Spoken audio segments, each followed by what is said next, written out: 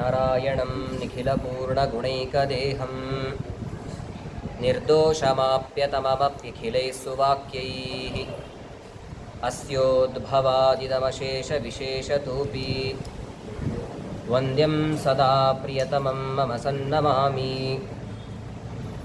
ವ್ಯಾಪ್ತಿರ್ಯಸ್ಯ ನಿಜೇ ನಿಜೇನ ಮಹಸಾ ಪಕ್ಷೇ ಸಪಕ್ಷೇ ಸ್ಥಿತಿಃ ವ್ಯಾವೃತ್ತಿಶ್ಚ ವಿಪಕ್ಷತೋಥ ವಿಷಯೇ ಸಕ್ತಿರ್ನ ವೈಬಾಧಿತೆ ನೈವಾಸ್ತಿ ಪ್ರತಿಪಕ್ಷಯುಕ್ತಿರತುಲಂ ಶುದ್ಧಂ ಪ್ರಮಾಣಂ ಸಮೇ ಭೂಯಾತ್ ತತ್ವವಿನಿರ್ಣಯಾಯ ಭಗವಾನ್ ಆನಂದತೀರ್ಥೋ ಮುನಿಃ. M ಪ್ರೌರಜन्तमनुपेतमपेतकृत्यं ದ್ವೈಪಾಯನೋ ವಿರಹಕಾತುರಃ ಜುಹಾವ ಪುತ್ರೇತಿ ತನ್ಮಯತಯಾ ತರವೋಪಿ ನೇದುಃ तं ಸರ್ವಭೂತಹೃದಯಂ ಮುನಿಮಾನತೋऽಸ್ಮಿ. ಸಾಲಂಕಾರಕಕಾವ್ಯನಾಟಕಕಲಾಕಾಣಾದಪಾತಂಜಲ ತ್ರಯ್ಯರ್ಥಸ್ಮೃತಿಜೈಮಿನೀಯ ಕವಿತಾ ಸಂಗೀತಪಾರಂಗತಃ ವಿಪ್ರಕ್ಷತ್ರವಿಢಂಗ್ರಿಜಾತಮುಖರಾಧಿಕಪ್ರಜಾಸೇವಿತಃ ಶ್ರೀಮತ್ಸದ್ಗುರುರಾಘವೇಂದ್ರಯತಿರಾಟ್ ಕುರ್ಯಾದ್ಧ್ರುವಂ ಮಂಗಲಂ. ತಪಸ್ವಾಧ್ಯಾಯ ಶುಶ್ರೂಷಾ ಕೃಷ್ಣಪೂಜಾರತಂ ಮುನಿಂ ವಿಶ್ವೇಶವಿಷ್ಟದಂ ವಂದೇ ಪರಿವ್ರಾಟ್ ಚಕ್ರವರ್ತಿನಂ.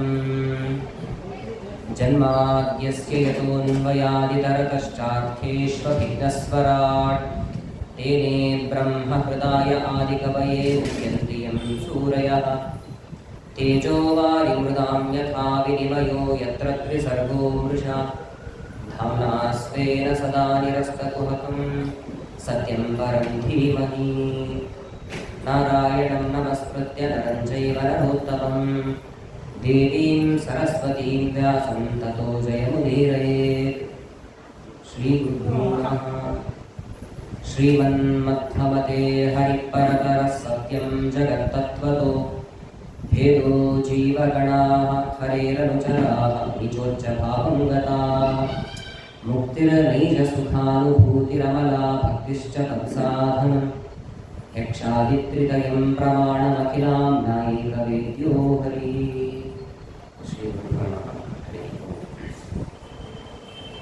ವಿಶೇಷವಾದ ಪರ್ವಕಾಲದಲ್ಲಿ ನಾವೆಲ್ಲ ಮುಖ್ಯ ಪ್ರಾಣದೇವರ ಸನ್ನಿಧಾನದಲ್ಲಿ ಸೇರಿದ್ದೇವೆ. ನಿಮಗೆಲ್ಲ ತಿಳಿದಿರೋ ಹಾಗೆ ಅಧಿಕ ಮಾಸದ ಪರ್ವಕಾಲ. ಪ್ರತಿ ಬಾರಿ ಅಧಿಕ ಮಾಸವನ್ನು ನಾವು ಗಮನಿಸ್ತಾ ಇದ್ದೀವಿ. ಪ್ರತಿ ಅಧಿಕ ಮಾಸದಲ್ಲೂ ಏನೋ ಒಂದು ಹೊಸತನ. ಆದರೆ ಈ ಸರ್ತಿ ಬಂದಂತಹ ಅಧಿಕ ಮಾಸ ಏನಿದೆ, ಜನರೆಲ್ಲರೂ ಕೂಡ ತುಂಬ ಜಾಗೃತರಾಗಿದ್ದಾರೆ. ಧರ್ಮದ ಜಾಗೃತಿ ಮೂಡಿದೆ, ಅವೇರ್ನೆಸ್ ಅಂತ ಕರೀತಾರೆ ನೋಡಿ, ಭಾರಿ ಧರ್ಮದ ಜಾಗೃತಿ. ಮುಂದೆ ನಮಗೆ ಈ ಒಂದು ಅವಕಾಶ ಸಿಗತ್ತೋ ಇಲ್ಲೋ ಅಂತ ಹೆಚ್ಚು ಧರ್ಮಾಚರಣೆಯನ್ನು ಮಾಡಲಿಕ್ಕೆ ಉದ್ಯುಕ್ತರಾಗ್ತಾ ಇದ್ದಾರೆ. ಯಾಕಂದರೆ ಅಷ್ಟು ವಿಶಿಷ್ಟವಾದಂತಹ ಪರ್ವಕಾಲ ಇದೆ.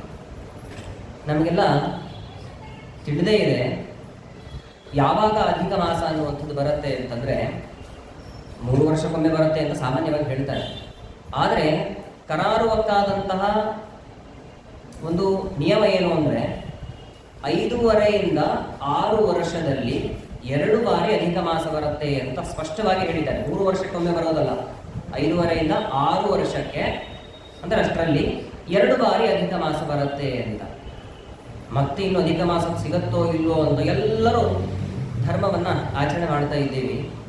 ಆದರೆ ನೋಡಿ, ಇವತ್ತಿನ ವಿಷಯ ಆಚಾರ್ಯ ಮಧ್ವರ ಪ್ರಮೇಯ ವಿಚಾರಗಳು. ಮಧ್ವಾಚಾರ್ಯರು ಸ್ಪಷ್ಟವಾಗಿ ಹೇಳ್ತಾರೆ, ನಿಜವಾದ ಪರ್ವಕಾಲ ಅಂದರೆ ಯಾವುದು ಅಂತ ಪ್ರಶ್ನೆ ಮಾಡಿಕೊಂಡು ಹೇಳ್ತಾರೆ. ಯಾಕೆಂದರೆ ನಮಗೆ ಈ ಪ್ರಶ್ನೆ ಬರೋದು ಸಹಜ. ಪ್ರತಿಯೊಂದು ಮಾಸದಲ್ಲಿ ಹೀಗೆ ಕೇಳ್ತೀವಿ ನಾವು. ಕಾರ್ತಿಕ ಮಾಸ ಬಂತ, ಕಾರ್ತಿಕ ಮಾಸದಲ್ಲಿ ಉಪನ್ಯಾಸ ಮಾಡುವಾಗ ಎಲ್ಲ ಹೇಳ್ತೀವಿ ಹೇಳಿ, ಕಾರ್ತಿಕ ಮಾಸಕ್ಕೆ ಸಮಾನವಾದ ಮಾಸ ಇನ್ನೊಂದಿಲ್ಲ. ದೀಪಾರಾಧನೆಯನ್ನು ಮಾಡಿ ವಿಶಿಷ್ಟವಾಗಿರ್ತಕ್ಕಂಥ ಮೋಕ್ಷಕ್ಕೆ ಹೋಗ್ತೀರಿ. ಕಾರ್ತಿಕ ಮಾಸದಲ್ಲಿ ಈ ಒಂದು ನಿಯಮ. ಮಾರ್ಗಶಿರ ಮಾಸ ಬಂತು ಅಂದರೆ ಸ್ವತಃ ಭಗವದ್ಗೀತೆಯಲ್ಲಿ ಕೃಷ್ಣ ಪರಮಾತ್ಮ ಹೇಳಿದ್ದಾನೆ, ಮಾಸಾನ ಮಾರ್ಗಶೀರ್ಷೋಹಂ ಅಂತ.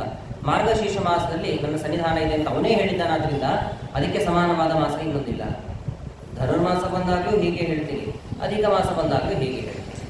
ಹಾಗಾದರೆ ಯಾವುದು ಶ್ರೇಷ್ಠವಾದಂತಹ ಮಾಸ, ಯಾವುದು ನಿಜವಾದ ಪರ್ವಕಾಲ ಅಂತಂದರೆ ಆಚಾರ್ಯ ಮಧ್ವರು ಸ್ಪಷ್ಟವಾಗಿ ಹೇಳ್ತಾರೆ, ತತ್ರಾಪಿ ಜನ್ಮ ಶತಕೋಟಿಷು ಮಾನವತ್ವಂ, ತತ್ರಾಪಿ ಜನ್ಮ ಶತಕೋಟಿಷು ಬ್ರಾಹ್ಮಣತ್ವಂ, ತತ್ರಾಪಿ ಜನ್ಮ ಶತಕೋಟಿಷು ವೈಷ್ಣವತ್ವಂ, ತತ್ರಾಪಿ ಜನ್ಮ ಶತಕೋಟಿಷು ಮತ್ಪರತ್ವಂ ಅಂತ ಹೇಳಿದ್ದಾರೆ.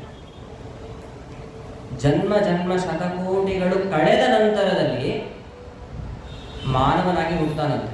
ಮಾನವನಾಗಿ ಹುಟ್ಟೋದು, ಅದಾದ ಮೇಲೆ ಜನ್ಮ ಜನ್ಮ ಶತಕೋಟಿಗಳು ಕಳೆದ ಮೇಲೆ ಬ್ರಾಹ್ಮಣನಾಗ್ತಾನೆ, ಆಮೇಲೆ ವೈಷ್ಣವನಾಗ್ತಾನೆ. ಇನ್ನೂ ಯೋಗ್ಯತೆ ಇತ್ತು ಅಂತಾದರೆ ಆಚಾರ್ಯ ಮಧ್ವರ ಅನುಯಾಯಿ ಆಗ್ತಾನೆ ಅಂತ ಹೇಳಿದ್ದಾರೆ. ನೋಡಿ, ನಾವಿವತ್ತು ಆಚಾರ್ಯ ಮಧ್ವರ ಪ್ರಮೇಯವನ್ನು ಕೇಳಬೇಕು ಅಂತ ಆಚಾರ್ಯ ಮಧ್ವರ ಭಕ್ತರಾಗಿ ಕುಳಿತುಕೊಂಡಿದ್ದೀವಿ. ಈ ಒಂದು ಜನ್ಮ ಬರಬೇಕು ಅಂತಂದರೆ ಎಷ್ಟೋ ಜನ್ಮ ಜನ್ಮ ಶತಕೋಟಿಗಳು ಕಳೆದ ಮೇಲೆ ಬರುತ್ತೆ. ಅದರ ಬಗ್ಗೆ ಎಚ್ಚರವೇ ಇಲ್ಲ ನಮಗೆ. ಬರೀ ಅಧಿಕ ಮಾಸ ಮತ್ತೆ ಬರುತ್ತೋ ಇಲ್ಲೋ ಅಂತ ಒಂದು ಸೀಮಿತ ಅವಧಿಯನ್ನು ನಾವು ಮಾಡಿಕೊಂಡಿದ್ದೇವೆ. ತತ್ವಜ್ಞಾನವನ್ನು ಪಡೀಲಿಕ್ಕೆ, ಧರ್ಮಾಚರಣೆಯನ್ನು ಮಾಡಲಿಕ್ಕೆ ಒಂದು ಅವಧಿ ಅಂತ ಇಲ್ಲ. ಮನುಷ್ಯರಾಗಿ ಹುಟ್ಟಿದ್ದೀರಿ ಅಂತಂದರೆ ಪ್ರತಿನಿತ್ಯ ಧರ್ಮಾಚರಣೆಯನ್ನು ಮಾಡಿ ಅಂತ ಸ್ಪಷ್ಟವಾಗಿ ತಿಳಿಸಿಕೊಟ್ಟಿದ್ದಾರೆ. ಹಾಗಾಗಿ ಅಧಿಕ ಮಾಸ ಒಂದು ನಿಮಿತ್ತ. ವಿಶೇಷವಾಗಿ ನಾವು ಮಧ್ವಾಚಾರ್ಯರ ಅನುಯಾಯಿಗಳಾಗಿದ್ದೇವೆ. ಈ ಒಂದು ಕಾರಣದಿಂದಾಗಿ ಮಧ್ವರ ಒಂದು ವಿಶೇಷವಾದಂತಹ ಪ್ರಮೇಯ ವಿಚಾರಗಳನ್ನು ಶ್ರವಣ ಮಾಡಬೇಕು. ಯಾಕೆ ಅಂದರೆ ಆಚಾರ್ಯ ಮಧ್ವರು ಸನ್ಯಾಸಿಗಳಾಗಿ ಅವತಾರವನ್ನು ಮಾಡಿದ್ದಾರೆ. ಪ್ರಧಾನವಾಗಿ ಮೊದಲು ಬಾಲಕರಾಗಿದ್ದರು. ಅದಾದ ನಂತರದಲ್ಲಿ ಸನ್ಯಾಸ ದೀಕ್ಷೆಯನ್ನು ತೆಗೆದುಕೊಂಡು ಅನೇಕ ಪ್ರಮೇಯ ವಿಚಾರಗಳನ್ನು ಲೋಕದಲ್ಲೆಲ್ಲ ಕಡೆಗೂ ಪ್ರಸರಿಸಿದ್ದಾರೆ.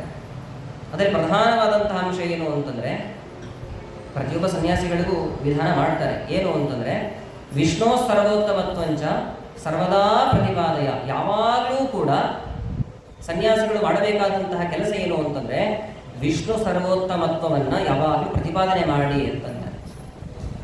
ಹಾಗಾಗಿ ಮಧ್ವಾಚಾರ್ಯರು, ಆಚಾರ್ಯ ಮಧ್ವರು ಪರಮಾತ್ಮನ ಸರ್ವೋತ್ತಮತ್ವ ಏನಿದೆ ತಮ್ಮ ಅನೇಕ ಪ್ರಮೇಯ ವಿಚಾರಗಳನ್ನು ತಿಳಿಸುವಾಗ ಅದನ್ನೆಲ್ಲ ತಿಳಿಸ್ತಾ ಹೋಗಿದ್ದಾರೆ. ವಿಷ್ಣು ಸರ್ವೋತ್ತಮತ್ವ ತಿಳಿಬೇಕು ಅಂತಂದರೆ ಅವನ ಬಗ್ಗೆ ಹೆಚ್ಚು ಭಕ್ತಿ, ಅವನ ಬಗ್ಗೆ ಜ್ಞಾನ ಬರಬೇಕು. ಭಕ್ತಿ ಅಂತಂದ್ರೆ ಏನು ಅನ್ನೋದನ್ನ ಆಚಾರ್ಯ ಮಧ್ವರೇ ತಿಳಿಸ್ತಾರೆ. ಮಾಹಾತ್ಮ್ಯ ಜ್ಞಾನಪೂರ್ವಸ್ತು ಸುದೃಢ ಸರ್ವತೋಧಿಕ ಸ್ನೇಹೋ ಭಕ್ತಿರಿತಿ ಪ್ರೋಕ್ತ ತಯಾ ಮುಕ್ತಿರ್ ನಚಾನ್ಯಥ ಅಂತಂದು. ನಮಗೆ ಮೋಕ್ಷ ಸಿಗಬೇಕು ಅಂತಂದರೆ ಪರಮಾತ್ಮನಲ್ಲಿ ಭಕ್ತಿ ಮಾಡಬೇಕು. ಭಕ್ತಿ ಅಂದರೆ ಏನು ಅದು ಗೊತ್ತಿಲ್ಲವಲ್ಲ ನಮಗೆ. ಅದಕ್ಕೆ ಆಚಾರ್ಯ ಮಧ್ವರು ಹೇಳಿದರು, ಮಾಹಾತ್ಮ್ಯ ಜ್ಞಾನಪೂರ್ವಸ್ತು. ಪರಮಾತ್ಮನಲ್ಲಿ ನಾವು ಭಕ್ತಿ ಮಾಡ್ತಿದ್ದೀವಿ ಅಂತಂದರೆ ಪರಮಾತ್ಮನ ಬಗ್ಗೆ ಅಚಲವಾದಂತಹ ಜ್ಞಾನ ಬರಬೇಕು, ಅಚಲವಾದಂತಹ ಪ್ರೀತಿ. ಅವನನ್ನು ಬಿಟ್ಟು ಬೇರೆ ಯಾರು ರಕ್ಷಕರಿಲ್ಲ ಅಂತ ಚಿಂತನೆ ಮಾಡೋದೇನಿದೆ, ಇದೇ ನಿಜವಾದಂತಹ ಭಕ್ತಿ ಅನ್ನೋದನ್ನು ಸ್ಪಷ್ಟವಾಗಿ ನಮಗೆ ತಿಳಿಸಿಕೊಟ್ಟಿದ್ದಾರೆ.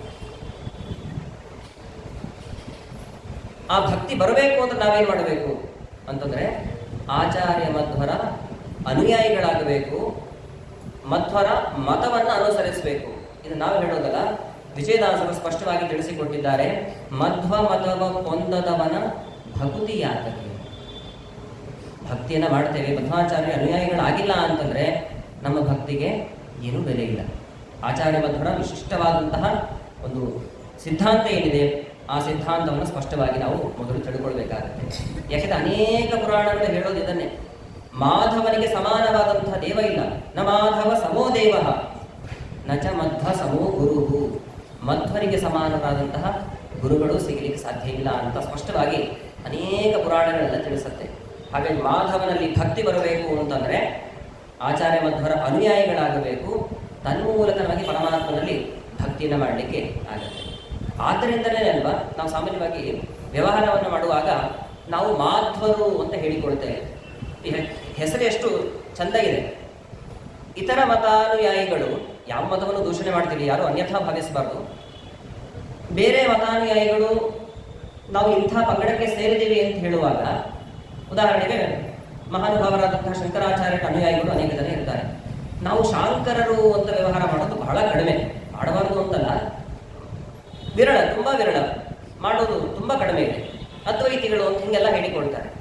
ಅಥವಾ ರಾಮಾನುಜಾಚಾರ್ಯರು ಏನಿದ್ದಾರೆ ಅವರ ಸಿದ್ಧಾಂತವನ್ನು ಅನುಸರಣೆ ಮಾಡುವಂಥವರು, ನಾವು ರಾಮಾನುಜೀಯರು ಅಥವಾ ಅವರ ಒಂದು ಪಂಥವನ್ನು ಅನುಸರಿಸಿದವರು ಅಂತ ಸಿದ್ಧಾಂತ ಪ್ರವರ್ತಕರ ಹೆಸರನ್ನು ಹೇಳೋದೇ ಕಡಿಮೆ.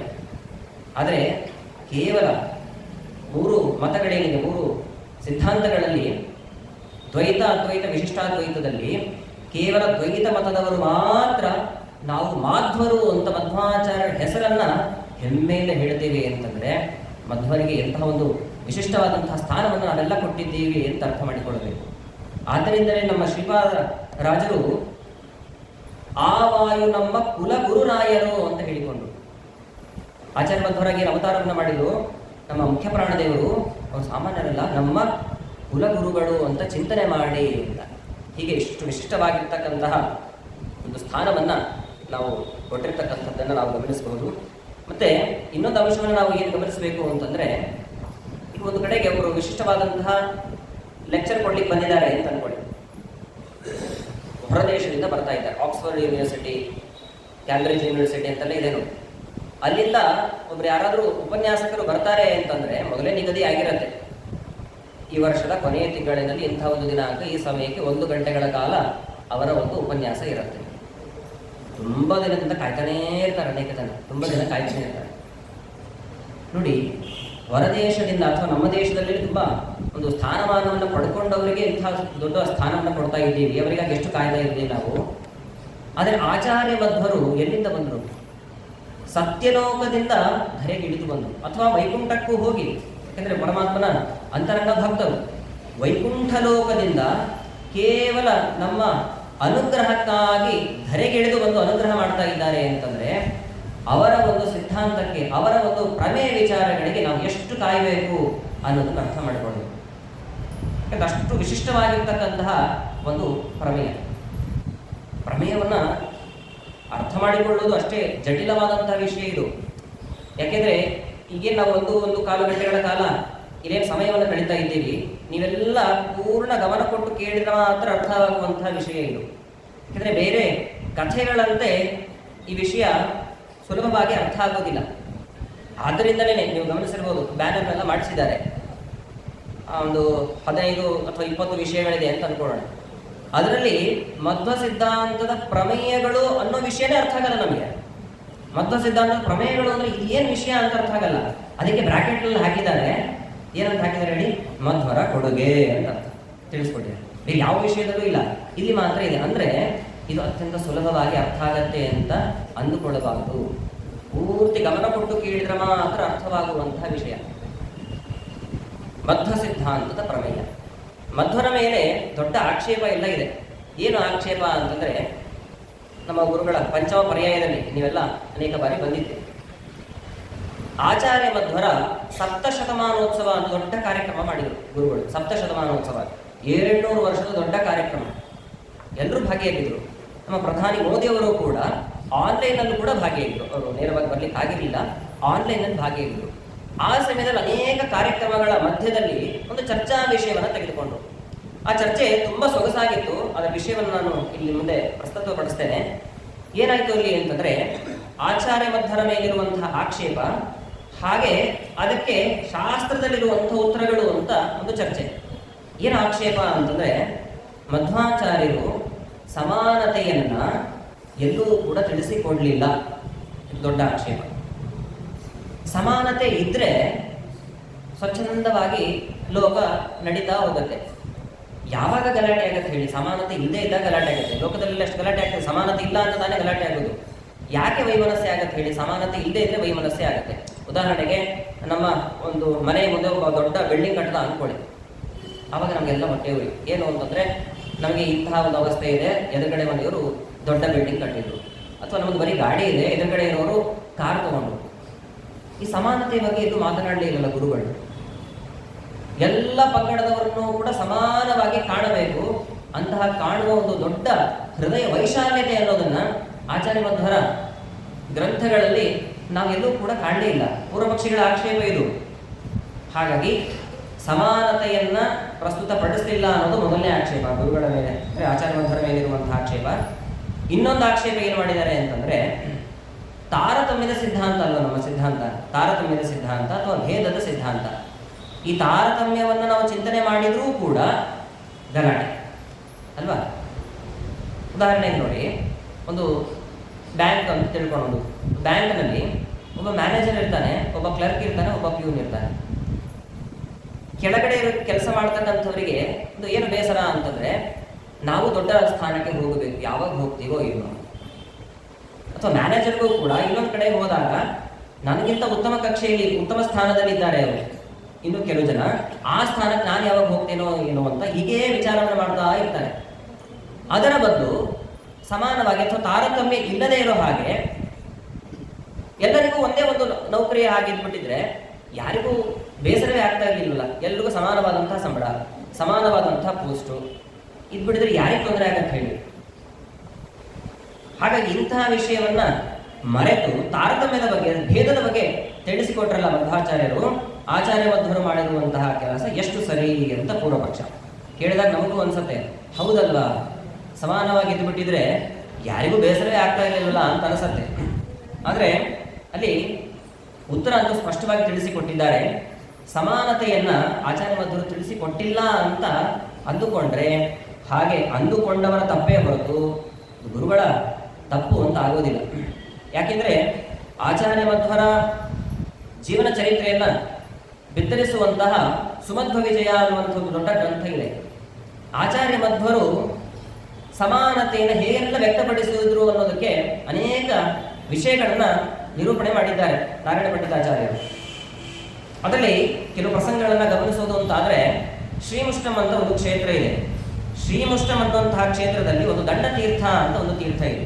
ಇವಾಗಲೂ ನೋಡ್ಬೋದು, ಯಾವಾಗಲೂ ಹಳೆ ಕಾಲದಲ್ಲಿ ಇರುವಂಥದ್ದು ಹೇಳ್ತಾ ಇದ್ದಾರೆ ಅಂತ ಅನ್ಕೊಳ್ಬೇಡಿ.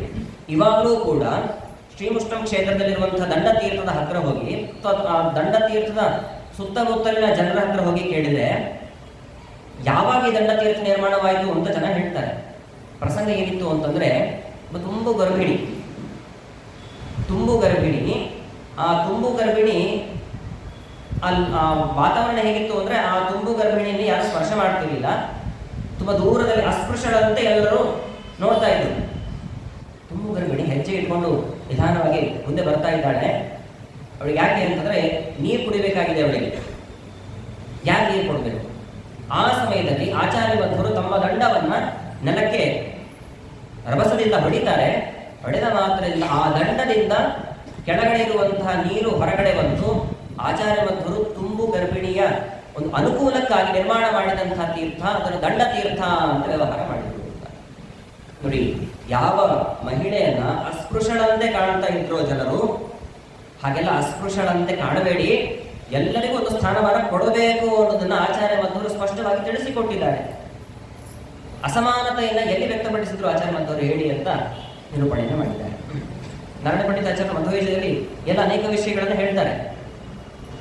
ಈಗಿನ ಕಾಲದಲ್ಲಿ ನಾವೆಲ್ಲ ಸಮಾನತೆ ಅಸಮಾನತೆ ಬಗ್ಗೆ ಮಾತನಾಡ್ತೇವೆ.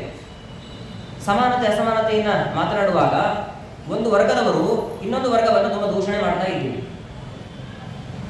ಆ ವರ್ಗದ ಬಗ್ಗೆ ನಾರಾಯಣ ಪಂಡಿತಾಚಾರ್ಯ ದಾಖಲೆ ಮಾಡ್ತಾರೆ. ಯಾವ ವರ್ಗ ಅಂತ ನಾನು ಹೇಳೋದಿಲ್ಲ. ಆಚಾರ್ಯ ಮಧ್ವರು ಶಿಷ್ಯರ ಜೊತೆಗೆ ಸಂಚಾರವನ್ನು ಮಾಡಲಿಕ್ಕೆ ಅಂತ ಹೋದ್ರು. ತುರುಷ್ಕ ರಾಜ ಒಬ್ಬ ಆಚಾರ್ಯ ಮಧ್ವರನ್ನ ನೋಡಿದ ಕೂಡಲೇ ಜೋರಾಗಿ ಕಿರ್ಚಿ ಹೇಳ್ತಾನೆ, ವಾರಯತ ವಾರಯತ ವೈರಿ ಸುಹೃದೋ ಮೋನ್ ಮಾರಯತ ಮಾರಯತ ಪಾರಗಮನಾತ್ ಪ್ರಾಕ್. ಅವರನ್ನ ಹೊಡೀರಿ, ಕೊಲ್ರಿ, ಕೊಚ್ಚಾಕ್ರಿ ಅಂತ ಹೀಗೆ ಜೋರು ಮಾಡಿ ಕಿರಿಸ್ತಾ ಇದ್ದಾನೆ ತುರುಷ್ಕ ರಾಜ.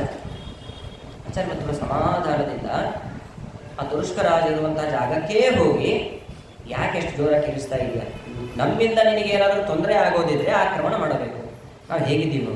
ಸನ್ಯಾಸಿಗಳ ವೇಷದಲ್ಲಿ ಇದ್ದೇವೆ, ದೇವರ ಬೆಟ್ಟಿಗೆ ಹಿಡ್ಕೊಂಡು ಬಂದಿದ್ದೀವಿ. ನಮ್ಮಿಂದ ನಿನಗೇನಾದರೂ ತೊಂದರೆ ಬರ್ಲಿಕ್ಕೆ ಸಾಧ್ಯನಾ?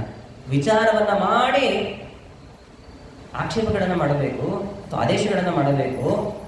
ನಮ್ಮಿಂದ ಏನು ತೊಂದರೆ ಇಲ್ಲಲ್ಲ. ಇಷ್ಟು ಸಮಾಧಾನದ ಮಾತುಗಳನ್ನು ಕೇಳಿದಂತಹ ತುರುಷ್ಕರಾಜನಿಗೆ ಭಾರಿ ಸಂತೋಷ ಆಯಿತು. ಬೇರೆ ಯಾರಾದರೂ ನಿಮ್ಮ ಸ್ಥಾನದಲ್ಲಿದ್ದಿದ್ರೆ ಭಯಗ್ರಸ್ತರಾಗ್ತಾ ಇದ್ರು, ವಾಪಸ್ ನೋಡಿ ಹೋಗ್ತಾ ಇದ್ರು. ಅಷ್ಟು ಸಮಾಧಾನದಿಂದ ಹೇಗಿದ್ದೀರಿ ಅಂತ ಕೇಳಿದ್ರೆ ಆಚಾರ್ಯ ಮಧ್ವರು ಕೊಟ್ಟಂತಹ ಉತ್ತರ ಒಂದೇ, ಯೋಸೋ ದೇವೋ ವಿಶ್ವದೀಪ ಪ್ರದೀಪ್ತ ಕುರ್ಮಸ್ಸರ್ವಂ ತತ್ಪರ ಅನುಗ್ರಹೇಣ. ಯಾವ ದೇವರ ಅನುಗ್ರಹದಿಂದ ನೀನು ಇಷ್ಟು ವ್ಯವಸ್ಥಿತವಾಗಿ ಒಂದು ಸ್ಥಾನದಲ್ಲಿದ್ದೀಯೋ ಅದೇ ಪರಮಾತ್ಮನ ಅನುಗ್ರಹದಿಂದಲೂ ಕೂಡ ನಾನು ಈಗ ಸಂಚಾರವನ್ನು ಮಾಡ್ತಾ ಇದ್ದೀನಿ, ಸಮಾಧಾನದಿಂದಿದ್ದೇನೆ ಅಂತ ಹೇಳಿ ಆ ತುರುಷ್ಕರಾಜನಿಗೂ ಅನುಗ್ರಹವನ್ನು ಮಾಡಿದರು ಅಂತ ನನ್ನ ಪಂಡಿತಾಚಾರ್ಯ ದಾಖಲೆ ಮಾಡ್ತಾರೆ. ನೋಡಿ, ಆಚಾರ್ಯ ಮಧ್ವರು ಸಮಾನತೆಯನ್ನು ತಿಳಿಸಿಕೊಡ್ಲಿಲ್ಲ ಅಂತಂದ್ರೆ ಈ ಕಥೆಗಳೆಲ್ಲ ಏನನ್ನ ನಿರೂಪಣೆ ಮಾಡುತ್ತೆ ನಾವು ವಿಚಾರ ಮಾಡಬೇಕು. ಸಮಾನತೆಯನ್ನ ಆಚಾರ್ಯ ಮಧ್ವರು ಸ್ಪಷ್ಟ ತಿಳಿಸಿಕೊಟ್ಟಿದ್ದಾರೆ. ಇನ್ನೊಮ್ಮೆ ಆಚಾರ್ಯ ಮಧ್ವರ ದೇವರ ಪೆಟ್ಟಿಗೆಗಳೆಲ್ಲ ಏನಿರ್ತದೆ ಕದಿಬೇಕು ಅಂತ ಒಬ್ಬ ಕಳ್ಳ ಬಂದಿದ್ದ. ಯಾಕಂದ್ರೆ ಸ್ವಾಮಿಗಳ ದೇವರ ಪೆಟ್ಟಿಗೆ ಎಷ್ಟು ಅಮೂಲ್ಯವಾದದ್ದು, ಎಷ್ಟು ಬೆಲೆ ಬಾಳತ್ತೆ ಅಂತ ನಮಗೆಲ್ಲ ಗೊತ್ತು. ಕದಿಬೇಕು ಅಂತ ಬಂದವನಿಗೆ ಸಮಾಧಾನಪಡಿಸಿ ಹೀಗೆಲ್ಲ ಕಳ್ಳತನ ಮಾಡಬಾರದು ಅಂತ ತಿದ್ದಿ ಅವನಿಗೆ ಅನುಗ್ರಹ ಮಾಡಿ ಮೋಕ್ಷವನ್ನೇ ಕೊಟ್ಟರು ಅಂತ ನಾರಾಯಣ ಪಂಡಿತಾಚಾರ್ಯ ದಾಖಲೆ ಮಾಡ್ತಾರೆ. ಬೇರೆ ಯಾರು ನಮ್ಮನೆ ಕಳ್ಳ ಬಂದರೆ ನಾವು ಹೆಂಗೆ ಟ್ರೀಟ್ ಮಾಡ್ತೀವಿ, ನಾವು ವಿಚಾರ ಮಾಡಬೇಕು. ಪರಿಪೂರ್ಣವಾಗಿ ಸಮಾನತೆಯನ್ನು ತಮ್ಮ ಜೀವನದ ಉದ್ದಕ್ಕೂ ಕೂಡ ವ್ಯಕ್ತಪಡಿಸ್ತಾ ಹೋದವರು ನಮ್ಮ ಕುಲಗುರುಗಳಾಗಿರ್ತಕ್ಕಂಥ ಆಚಾರ್ಯ ಮಧ್ವರು ಅನ್ನೋದನ್ನು ಸ್ಪಷ್ಟವಾಗಿ ತಿಳಿಯಬೇಕು. ಅಷ್ಟೇ ಯಾಕೆ, ಆಚಾರ್ಯ ಮಧ್ವರ ಪರಮ ಭಕ್ತರಾಗಿರ್ತಕ್ಕಂಥ ರಾಯರ ಸ್ತೋತ್ರವನ್ನು ನಾವು ಮಾಡ್ತೇವೆ. ರಾಯರ ಗುಣವನ್ನು ತಿಳಿಸಿಕೊಡುವಾಗ ಅಪ್ಪಣ್ಣಾಚಾರ್ಯರು ವಿಪ್ರಕ್ಷತ್ರ ವಿಡಂಗ್ರಿಜಾತ ಮುಖರಾನಿಕ ಪ್ರಜಾ ಸೇವಿತ. ರಾಯರು ಎಂಥವರು ಅಂತಂದ್ರೆ ಎಲ್ಲ ವರ್ಗದವರು ಕೂಡ ನಿತ್ಯ ಸೇವೆಯನ್ನ ಮಾಡ್ತಾ ಇದ್ದಾರೆ. ಯಾರೆಲ್ಲ? ವಿಪ್ರ ಗೊತ್ತಾಗತ್ತೆ, ಕ್ಷತ್ರ, ವಿಟ್, ಅಂಗ್ರಿ, ಬ್ರಾಹ್ಮಣ, ಕ್ಷತ್ರಿಯ, ವೈಶ್ಯ, ಶೂದ್ರ ಎಲ್ಲರೂ ಕೂಡ ಪ್ರತಿನಿತ್ಯ ರಾಯರ ಸೇವೆಯನ್ನು ಮಾಡ್ತಾ ಇದ್ರೆ, ಸೇವೆಯನ್ನು ಸ್ವೀಕಾರ ಮಾಡ್ತಿದ್ರು, ಎಲ್ಲರಿಗೂ ಅನುಗ್ರಹ ಮಾಡ್ತಾ ಇದ್ರು ನಮ್ಮ ರಾಯರು ಅಂತ ಹೇಳಿದ್ದಾರೆ. ಹಾಗಾದ್ರೆ ರಾಯರಲ್ಲಿ ಆ ಗುಣ ಬರಬೇಕು ಅಂತಂದ್ರೆ ಹೇಗೆ ಬರಲಿಕ್ಕೆ ಸಾಧ್ಯ? ಮತ್ತೆ ನಾರಾಯಣ ಪಂಡಿತಾಚಾರ್ಯ ಹತ್ರನೇ ಕೇಳಿದಾಗ, ಅಪ್ಪಣ್ಣಾಚಾರ್ಯ ಹತ್ರ ಕೇಳಿದಾಗ ಅಪ್ಪಣ್ಣಾಚಾರ್ಯ ಸ್ಪಷ್ಟ ಹೇಳ್ತಾರೆ, ಹರಿಪಾದ ಕಂಜಲಿ ಸೇವಣ ಲಬ್ಧ ಸಮಸ್ತ ಸಂಪತ್ತು ಅಂತಂದು. ಹರಿ ಅನ್ನೋ ಶಬ್ದಕ್ಕೆ ಎರಡು ಅರ್ಥ ಇದೆ. ಒಂದು ಸಾಕ್ಷಾತ್ ನಾರಾಯಣ, ಹರಿ ಅನ್ನೋ ಶಬ್ದಕ್ಕೆ ಕಪಿ ಅಂತ ಅರ್ಥ ಇದೆ ಸಂಸ್ಕೃತದಲ್ಲಿ. ಕಪಿ ಅಂದರೆ ಮುಖ್ಯ ಪ್ರಾಣದೇವರು. ಮುಖ್ಯ ಪ್ರಾಣದೇವರ ಅನುಗ್ರಹದಿಂದ ಇಂಥ ಒಂದು ಸ್ಥಾನಮಾನ ದೊರಕಿದೆ ಅಂತ ತಿಳಿಸಿಕೊಡ್ತಾರೆ. ಹಾಗಾದರೆ ರಾಯರಲ್ಲಿ ಆ ಗುಣ ಕಾಣ್ತಾ ಇದ್ದೀವಿ ಅಂತಂದ್ರೆ, ಸಮಾನತೆ ಗುಣವನ್ನು ನಾವು ಕಾಣ್ತಾ ಇದ್ದೀವಿ ಅಂತಂದರೆ ಆಚಾರ್ಯ ಮಧ್ವರಲ್ಲಿ ಇರುತ್ತೋ ಇಲ್ವೋ ಅಂತ ನಾವು ವಿಚಾರ ಮಾಡಬೇಕು. ಇದ್ದೇ ಇರುತ್ತೆ, ಅದನ್ನು ಬಿಡಿಸಿ ಹೇಳೋ ಅವಶ್ಯಕತೆ ಇಲ್ಲ. ಕೈಮುತ್ಯ ನ್ಯಾಯ ಅಂತ ಕರೀತಾರೆ ಸಂಸ್ಕೃತದಲ್ಲಿ. ಒಬ್ಬನ ಬಳಿ 100 ರೂಪಾಯಿ ಇದೆ ಅಂತಂದರೆ ಅವನ ಹತ್ರ 50 ರೂಪಾಯಿ ಇದೆ ಅಂತ ಹೇಳಬೇಕಾ ಪ್ರತ್ಯೇಕವಾಗಿ? ಇದ್ದೇ ಇರುತ್ತಲ್ವ. ರಾಯರಲ್ಲಿ ಆ ಗುಣ ಇದೆ ಅಂತಂದರೆ, ರಾಯರು ನಿತ್ಯ ಪೂಜೆ ಮಾಡುವಂತಹ ಆಚಾರ್ಯ ಮಧ್ವರಲ್ಲಿ ಆ ಗುಣ ಇರುತ್ತೆ ಅಂತ ಪ್ರತ್ಯೇಕವಾಗಿ ಹೇಳಬೇಕಾ ಅಂತ ಕೇಳ್ತಾರೆ. ಅವಶ್ಯವಾಗಿ ಇದ್ದೇ ಇರುತ್ತೆ ಅಂತ ತಿಳಿಬೇಕು. ಹಾಗಾಗಿ ಸಮಾನತೆಯನ್ನು ವ್ಯಕ್ತಪಡಿಸಿದ್ದಾರೆ ಆಚಾರ್ಯ ಮಧ್ವರು. ಇನ್ನು ತಾರತಮ್ಯದ ಸಿದ್ಧಾಂತವನ್ನು ಆಚಾರ್ಯ ಮಧ್ವರು ತಿಳಿಸಿಬಿಟ್ರು. ತಾರತಮ್ಯ ಇಲ್ಲದೆ ಇದ್ದಿದ್ರೆ ಲೋಕ ಎಷ್ಟು ಚೆನ್ನಾಗಿರ್ತಿತ್ತು, ಎಲ್ಲ ಕಡೆ ಸಮಾನವಾಗಿ, ಯಾವ ಬೇಜಾರು ಇರ್ತಿಲ್ಲ, ಯಾರಿಗೂ ವೈಮನಸ್ಸು ಇರ್ತಿರಲಿಲ್ಲ, ಆರಾಮಾಗಿರ್ಬೋದಿತ್ತಲ್ವ ಅಂತ ಆಚಾರ್ಯ ಮಧ್ವರು ಏನು ವ್ಯಕ್ತಪಡಿಸಿದಂತಹ ತಾರತಮ್ಯದ ಬಗ್ಗೆ ಆಕ್ಷೇಪವನ್ನು ಮಾಡಿದರೆ, ತಾರತಮ್ಯ ಆಚಾರ್ಯ ಮಧ್ವರು ಹೇಳಿರುವಂಥದ್ದು ಎಲ್ಲಿ ಇಲ್ಲ ಹೇಳಿ? ಎಲ್ಲ ಕಡೆ ಇರುವಂತಹ ತಾರತಮ್ಯವನ್ನೇ ಆಚಾರ್ಯ ಮಧ್ವರು ತಿಳಿಸಿಕೊಟ್ಟರು. ಅವರವರ ಯೋಗ್ಯತಾನುಸಾರವಾಗಿ ಫಲವನ್ನು ಪಡೀತಾರೆ ಪ್ರತಿಯೊಬ್ಬ ಜೀವರಾಶಿಗಳು ಅನ್ನೋದನ್ನ ತಿಳಿಸಿಕೊಟ್ಟಿದ್ದಾರೆ. ಈ ತಾರತಮ್ಯ ಹೇಳಿಬಿಟ್ರು ಅದು ತಪ್ಪಾಯ್ತಲ್ವಾ ಅಂತಂದರೆ ಹಾಗೆ ತಿಳಿಬಾರದು. ಉದಾಹರಣೆಗೆ ದೇವರ ಮೇಲೆ ಆಕ್ಷೇಪವನ್ನು ಮಾಡ್ತಾರೆ. ದೇವರು ಒಬ್ಬರನ್ನ ಬಡವರನ್ನಾಗಿ ಮಾಡ್ತಾನೆ, ಒಬ್ಬರನ್ನ ಶ್ರೀಮಂತರನ್ನಾಗಿ ಮಾಡ್ತಾನೆ. ಒಬ್ಬರಿಗೆಲ್ಲ ಅವಯವಗಳನ್ನು ಕೊಟ್ಟಿರ್ತಾನೆ, ಕೆಲವರಿಗೆ ಕೆಲವು ಅವಯವಗಳನ್ನು ಕೊಟ್ಟಿರೋದಿಲ್ಲ. ಈ ವೈಮನಸ್ಸು ಯಾಕೆ? ಹೀಗೆ ಬೇರೆ ಬೇರೆ ಒಂದು ಪಕ್ಷಪಾತವನ್ನು ಯಾಕೆ ಪರಮಾತ್ಮ ಮಾಡ್ತಾನೆ ಅಂತ ಆಕ್ಷೇಪವನ್ನು ಮಾಡಿದಾಗ ದೇವರು ಹಾಗೆ ಆಕ್ಷೇಪ ಮಾಡಿಸಿಕೊಳ್ಳಲಿಕ್ಕೆ ಯೋಗ್ಯನಲ್ಲ ಅವನು. ಯಾಕೆ ಅಂತಂದರೆ ಎಲ್ಲರಿಗೆ ಸಮಾನವಾಗಿಯೇ ಅನುಗ್ರಹವನ್ನು ಮಾಡ್ತಾನೆ, ಅವರವರ ಯೋಗ್ಯತೆಗೆ ಅನುಗುಣವಾಗಿ ಫಲವನ್ನು ಪಡಿತಾರೆ. ಇದಕ್ಕೆ ದೃಷ್ಟಾಂತ ಏನು ಕೊಡ್ತಾರೆ ಅಂತಂದರೆ ಮಳೆಯ ದೃಷ್ಟಾಂತವನ್ನು ಕೊಡ್ತಾರೆ, ಅಥವಾ ಮೋಡದ ದೃಷ್ಟಾಂತವನ್ನು ಕೊಡ್ತಾರೆ. ಮೋಡ ಮಳೆಯನ್ನು ಸುರಿಸುವಾಗ ಸಮಾನವಾಗಿ ಎಲ್ಲ ಕಡೆಗೆ ಸುರಿಸಿರುತ್ತೆ ಅಂತ ಕೊಡುತ್ತೆ. ಸುರಿಸಿರುವ ಮಳೆ ಸಮಾನವಾಗಿ ಇರುತ್ತೆ. ಆದರೆ ತರಕಾರಿಗಳಲ್ಲಿ ಬೆಳೆಯುವಾಗ ಅಥವಾ ಹಣ್ಣುಗಳಲ್ಲಿ ಬೆಳೆಯುವಾಗ ಕೆಲವು ತರಕಾರಿ ವಿಷದಿಂದ ಕೂಡಿರುತ್ತೆ, ಹಾಗಲಕಾಯಿ ವಿಷ ಇರುತ್ತೆ, ಕೆಲವು ಹಣ್ಣು ಸಿಹಿ ಸಿಹಿಯಾಗಿರುತ್ತೆ. ಈ ಪಕ್ಷಪಾತ ಯಾಕೆ ಮಾಡ್ತು ಮೋಡ? ಸರಿ, ನನಗೆ ವಿಚಾರ ಮಾಡಿ. ಇಲ್ಲ, ಹಾಗಲಕಾಯಿ ಮೇಲೆ ವಿಷದ ಹನಿಗಳನ್ನು ಹಾಕಿದೆ, ಹಣ್ಣುಗಳ ಮೇಲೆ ಸಿಹಿ ಸಿಹಿ ನೀರು ಹಾಕಿದೆ, ಇದನ್ನು ಸರಿ ನಾನು ನಿಯಮ ಹೇಳಿ ಸಮಾನವಾಗಿ ಹಾಕಿದೆ, ಅದರ ಯೋಗ್ಯತೆ ಏನು ಹಾಗೆ ಬೆಳೆಯುತ್ತೆ ಅಷ್ಟೇ. ಅಥವಾ ಪ್ರಸಕ್ತದಲ್ಲಿ ನಮ್ಮ ಮುಂದೆ ಇರುವಂತಹ ಮೈಕನ್ನೇ ಗಮನಿಸೋಣ. ಈ ಮೈಕು ನಾವು ಇಲ್ಲಿ ಮಾತನಾಡ್ತೀವಿ, ನೀವೆಲ್ಲ ಕೇಳೋ ಹಾಗಿದೆ. ಮೊಬೈಲು ಅದರಲ್ಲಿ ಚಿತ್ರೀಕರಣ ಮಾಡಲಿಕ್ಕಾಗತ್ತೆ. ಇನ್ನು ಕೆಲವು ನೋಡಿ, ಅಲ್ಲಿ ಬಲ್ಬ್ ಇದೆ, ಅದರಿಂದ ಬೆಳಕು ಬರುತ್ತೆ. ಕರೆಂಟ್ ಸಮಾನ ಅಲ್ವಾ? ಬಲ್ಬ್ ಹಿಡ್ಕೊಂಡು ನಾನು ಉಪನ್ಯಾಸ ಮಾಡಲಿಕ್ಕಾಗತ್ತಾ ಹೇಳಿ? ಯಾಕೆ ಈ ವ್ಯತ್ಯಾಸ? ಅದರ ಯೋಗ್ಯತೆ ಏನಿದೆಯೋ ಅದು ಆ ಕೆಲಸ ಮಾಡುತ್ತೆ. ಇದು ಎಲ್ಲಿಲ್ಲ, ಎಲ್ಲ ಕಡೆಗೂ ಇದೆ. ತಾರತಮ್ಯ ಅನ್ನುವಂಥದ್ದು ಸಕಲ ಪದಾರ್ಥಗಳಲ್ಲಿದೆ, ಅದನ್ನು ನಾವು ಅರ್ಥ ಮಾಡಿಕೊಂಡಿಲ್ಲ ಅಷ್ಟೇನೆ. ಅದಕ್ಕೊಂದು ಸುಂದರವಾದಂಥ ದೃಷ್ಟಾಂತ ಕೊಟ್ಟರು. ಏನು ಸುಂದರವಾದಂಥ ದೃಷ್ಟಾಂತ ಅಂತಂದರೆ, ಚೌಕಿಗಳಲ್ಲಿ ನೀವೆಲ್ಲ ಹೋಗಿ ಊಟ ಮಾಡಿದ್ದೀರ. ಒಮ್ಮೆ ಏನಾಯಿತು ಅಂತಂದರೆ, ಚೌಕಿಯಲ್ಲಿ ಒಂದು ವಿಶಿಷ್ಟವಾಗಿರ್ತಕ್ಕಂತಹ ಭೋಜನದ ವ್ಯವಸ್ಥೆ, ಅನ್ನದಾನದ ವ್ಯವಸ್ಥೆ. ಒಬ್ಬ ಯಜಮಾನ ಭಾರಿ ವಿಶೇಷವಾಗಿರ್ತಕ್ಕಂತಹ ಸಿಹಿ ಖಾದ್ಯಗಳನ್ನೆಲ್ಲ ತಯಾರು ಮಾಡಿಸಿ ಎಲ್ಲರಿಗೆ ಚೆನ್ನಾಗಿ ಬಡಿಸು, ಸಮಾನವಾಗಿ ಬಡಿಸು ಅಂತ ಹೇಳಿದ. ಬಡಿಸುವ ಏನು ಮಾಡ್ದ ಅಂತಂದರೆ, ಅಲ್ಲಿ ಎಲ್ಲ ತರಹದ ಜನ ಇದ್ದಾರೆ. ಶುಗರ್ ಪೇಷಂಟು ಇದ್ದಾನೆ, 30 ವರ್ಷದ ಯುವಕನೂ ಇದ್ದಾನೆ, ಒಂದು ಪುಟ್ಟ ಮಗುವಿದೆ, 5 ವರ್ಷದ ಪುಟ್ಟ ಮಗುವಿದೆ, ಅಥವಾ ಒಂದು 2-3 ವರ್ಷದ ಪುಟ್ಟ ಮಗುವಿದೆ ಅಂತ ಅಂದ್ಕೊಳ್ಳಿ. ಯಜಮಾನ ಹೇಳಿದ್ದಾನೆ ಸಮಾನವಾಗಿ ಬಡಿಸಬೇಕು ಅಂತ, ವಿಶೇಷವಾದಂತಹ ಲಾಡು ಮಾಡಿದ್ದಾರೆ, ಎಲ್ಲರಿಗೂ ಸಮಾನ ಬಡಿಸೋಣ ಅಂತಂದು ಶುಗರ್ ಪೇಷಂಟ್ಗೂ 5 ಲಾಡು ಹಾಕಿದ, 30 ವರ್ಷದ ವ್ಯಕ್ತಿಗೂ 5 ಲಾಡು ಹಾಕಿದ, ಪುಟ್ಟ ಮಗುಗೂ 5 ಲಾಡು ಹಾಕಿದ. ಜೋರು ಗಲಾಟೆ ಆಗುತ್ತದೆ, ಜೋರು ಗಲಾಟೆ. ಯಾಕಂದ್ರೆ ಶುಗರ್ ಪೇಷಂಟು 5 ಲಾಡು ತಿಂದರೆ ಅವರ ಆರೋಗ್ಯದ ಸ್ಥಿತಿ ಏನಾಗಬೇಕು, ಪುಟ್ಟ ಮಗು 5 ಲಾಡು ತಿನ್ನಂತ ಹೇಳಿ ಯಜಮಾನ ಕರೆದು ಬೈತಾನೆ. ಹಾಗಲ್ಲ, ಸಮಾನವಾಗಿ ಬಡಿಸ್ಬೇಕು ಅಂತಂದ್ರೆ ಅವರವರ ಯೋಗ್ಯತೆಗೆ ಅನುಗುಣವಾಗಿ ಬಡಿಸ್ಬೇಕು ಅಂತ ಹೇಳ್ತಾರೆ. ಸರಿ, ಹಾಗೆ ಆಗಲಿ ಅಂತ ಈ ಸರ್ತಿ ಏನು ಮಾಡಬೇಕು ಅಂತಂದ್ರೆ, ಶುಗರ್ ಇರುವಂತಹ ವ್ಯಕ್ತಿಗೆ 1 ಲಾಡು ಹಾಕಿದ, ಯುವಕನಿಗೆ 5 ಲಾಡು ಹಾಕಿದ. ಪುಟ್ಟ ಮಗುವಿದೆ ಅಲ್ವಾ, ಪುಟ್ಟ ಮಗುವಿಗೆ ಏನು ಮಾಡ್ದ ಅಂತಂದ್ರೆ ಅಲ್ಲೇ ಬಿದ್ದಿರುವಂತಹ ಚೂರು ಚೂರು ಪದಾರ್ಥಗಳನ್ನ ಏನಿತ್ತು, ಲಾಡುಗಳ ಚೂರು ಚೂರು ಅದನ್ನೆಲ್ಲ ಹಾಕಿದ. ಶುಗರ್ ಪೇಷಂಟಿಗೆ ಸಮಾಧಾನ ಆಯಿತು. 30 ವರ್ಷದ ಯುವಕ ಏನಿದ್ದಾನೆ ಅವನಿಗೂ ಸಮಾಧಾನ ಆಯಿತು. ಮಗುಗೆ ಸಮಾಧಾನ ಇಲ್ಲ, ಮುಗಿ ತೊಂದ್ಕೊಳ್ಬೇಡಿ, ಮಗುಗೆ ಸಮಾಧಾನ. ಮಗು ಅಳ್ತು. ಯಾಕೆ ಅಂತಂದ್ರೆ ಅವರಿಗೆಲ್ಲ ಲಾಡು ಹಾಕಿದ್ದೀರಿ, ನನಗೇನು ಬರೀ ಪುಡಿ ಪುಡಿ ಹಾಕಿದ್ದೀರಿ ಅಂತ ದೊಡ್ಡ ಗಲಾಟೆ. ಮತ್ತೆ ಯಜಮಾನನ ಹತ್ರ ವಿಷಯ ಹೋಯಿತು. ಯಜಮಾನ ಮತ್ತೆ ಬೇಕಾದ್ರೆ ಬಡಿಸೋದು, ಮಗುವಿಗೆ ಹೆಂಗ್ ಬಡಿಸ್ಬೇಕು ಅಂತ ಗೊತ್ತಿಲ್ಲ. ಅವನಿಗೂ ಸಿಟ್ಟು ಬಂತು. ಹೆಂಗ್ ಬಡಿಸಿದ್ರು ತಪ್ಪು ಅಂತೀರಿ, ನೀವೇ ಬಡಿಸ್ತೀ ಅಂತ ಯಜಮಾನ ಕೈಯಲ್ಲೇ ಆ ಉಂಡೆಗಳ ಪಾತ್ರೆಯನ್ನು ಕೊಟ್ಕೊಂಡ. ಯಜಮಾನ ಬುದ್ಧಿವಂತ. ಯಜಮಾನ ಏನು ಮಾಡ್ದ ಅಂತಂದ್ರೆ, ಆಗಲೇ ಹೇಳಿದ ಹಾಗೆ ಶುಗರ್ ಪೇಷಂಟಿಗೆ 1 ಲಡ್ಡುವನ್ನು ಹಾಕಿದ್ದಾರೆ, 30 ವರ್ಷದ ಯುವಕನಿಗೆ 5 ಲಡ್ಡು ಹಾಕಿದ್ದಾನೆ. ಪುಟ್ಟ ಕಂದ ಏನಿತ್ತು ಆ ಕಂದನಿಗೆ ಅಲ್ಲೇ ಬಿದ್ದಿರುವಂತಹ ಚೂರು ಚೂರುಗಳನ್ನೇನಿರುತ್ತೆ ಆ ಚೂರು ಚೂರುಗಳನ್ನೆಲ್ಲ ತೆಗೆದುಕೊಂಡು ಪುಟ್ಟ ಲಡ್ಡುವನ್ನ ಮಾಡಿ ಆ ಮಗುವಿಗೆ ಹಾಕಿದ. ಸಮಾಧಾನ ಆಯಿತು ಮಗುವಿಗೆ. ಅಪ್ಪ ಅಥವಾ ಆ ಅಂಕಲ್ ದೊಡ್ಡವರಿದ್ದಾರೆ, ದೊಡ್ಡ ಲಾಡು, ನಾನು ಪುಟ್ಟವನಿದೆ, ನನಗೆ ಪುಟ್ಟ ಲಾಡು ಅಂತ ಸಮಾಧಾನ ಆಯಿತು. ಸರಿನೋ ತಪ್ಪು ನೀವು ವಿಚಾರ ಮಾಡಿ, ಸರಿನೇ ತಾನೆ? ಇಂತಹ ತಾರತಮ್ಯದ ಸಿದ್ಧಾಂತವನ್ನೇ ಆಚಾರ್ಯ ಮಧ್ವರು ಹೇಳಿದರೆ ಆಚಾರ್ಯ ಮಧ್ವರ ಮೇಲೆ ಆಕ್ಷೇಪ. ಲೋಕದ ವ್ಯವಸ್ಥೆಯನ್ನು ಗಮನಿಸಿದಾಗ ಇದು ಸರಿ ಅನ್ನುವಂಥದ್ದು ಎಷ್ಟು ನ್ಯಾಯ. ಹಾಗಾಗಿ ಎಲ್ಲ ಕಡೆಗಿರುವಂತಹ ತಾರತಮ್ಯ ಸಿದ್ಧಾಂತ ಏನಿದೆ, ಭೇದದ ಸಿದ್ಧಾಂತ, ಅದನ್ನೇ ಸ್ಪಷ್ಟವಾಗಿ ತಿಳಿಸಿಕೊಟ್ಟಿದ್ದಾರೆ ಹೊರತು ಎಲ್ಲರಿಗೆ ತೊಂದರೆಯಾಗುವಂತಹ, ಪಕ್ಷಪಾತಕ್ಕೆ ಕಾರಣವಾಗುವಂತಹ ಸಿದ್ಧಾಂತವನ್ನ ಆಚಾರ್ಯ ಮಧ್ವರು ತಿಳಿಸಿಲ್ಲ ಅನ್ನೋದನ್ನ ಸ್ಪಷ್ಟವಾಗಿ ತಿಳಿಯಬೇಕು. ಪ್ರಧಾನವಾದಂತಹ ವಿಷಯ ಆಚಾರ್ಯ ಮಧ್ವರ ಪ್ರಮೇಯಗಳು ಅಂತ ಇದೆ. ಇಲ್ಲಿವರೆಗೂ ಹೇಳಿರ್ತಕ್ಕಂಥದ್ದು ಆಚಾರ್ಯ ಮಧ್ವರು ಪ್ರತಿಪಾದನೆ ಮಾಡಿರುವಂತಹ ವಿಷಯ.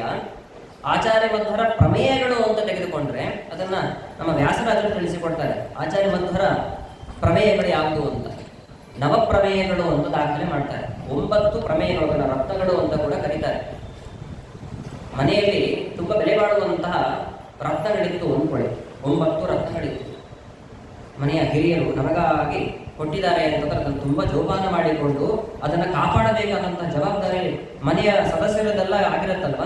ಹಾಗೆ ಆಚಾರ್ಯ ಮಧ್ವರು ನಮಗಾಗಿ ಕೊಟ್ಟಂತಹ ನವರತ್ನಗಳು, ನವಪ್ರಮೇಯಗಳು ಅಂತ ವ್ಯಾಸರಾಜರು ತಿಳಿಸಿಕೊಡ್ತಾರೆ. ತುಂಬಾ ಸುಂದರವಾಗಿದೆ. ಎಲ್ಲ ತತ್ವ ವಿಚಾರಗಳನ್ನೇ ಒಳಗೊಂಡಿರುವಂಥದ್ದು. ನಾನು ಹಾಗೆ ಹೇಳಿದ ಹಾಗೆ ಗಮನ ಕೊಟ್ಟು ಕೇಳಿದ್ರೆ ಮಾತ್ರ ಅರ್ಥ ಆಗುವಂಥದ್ದು.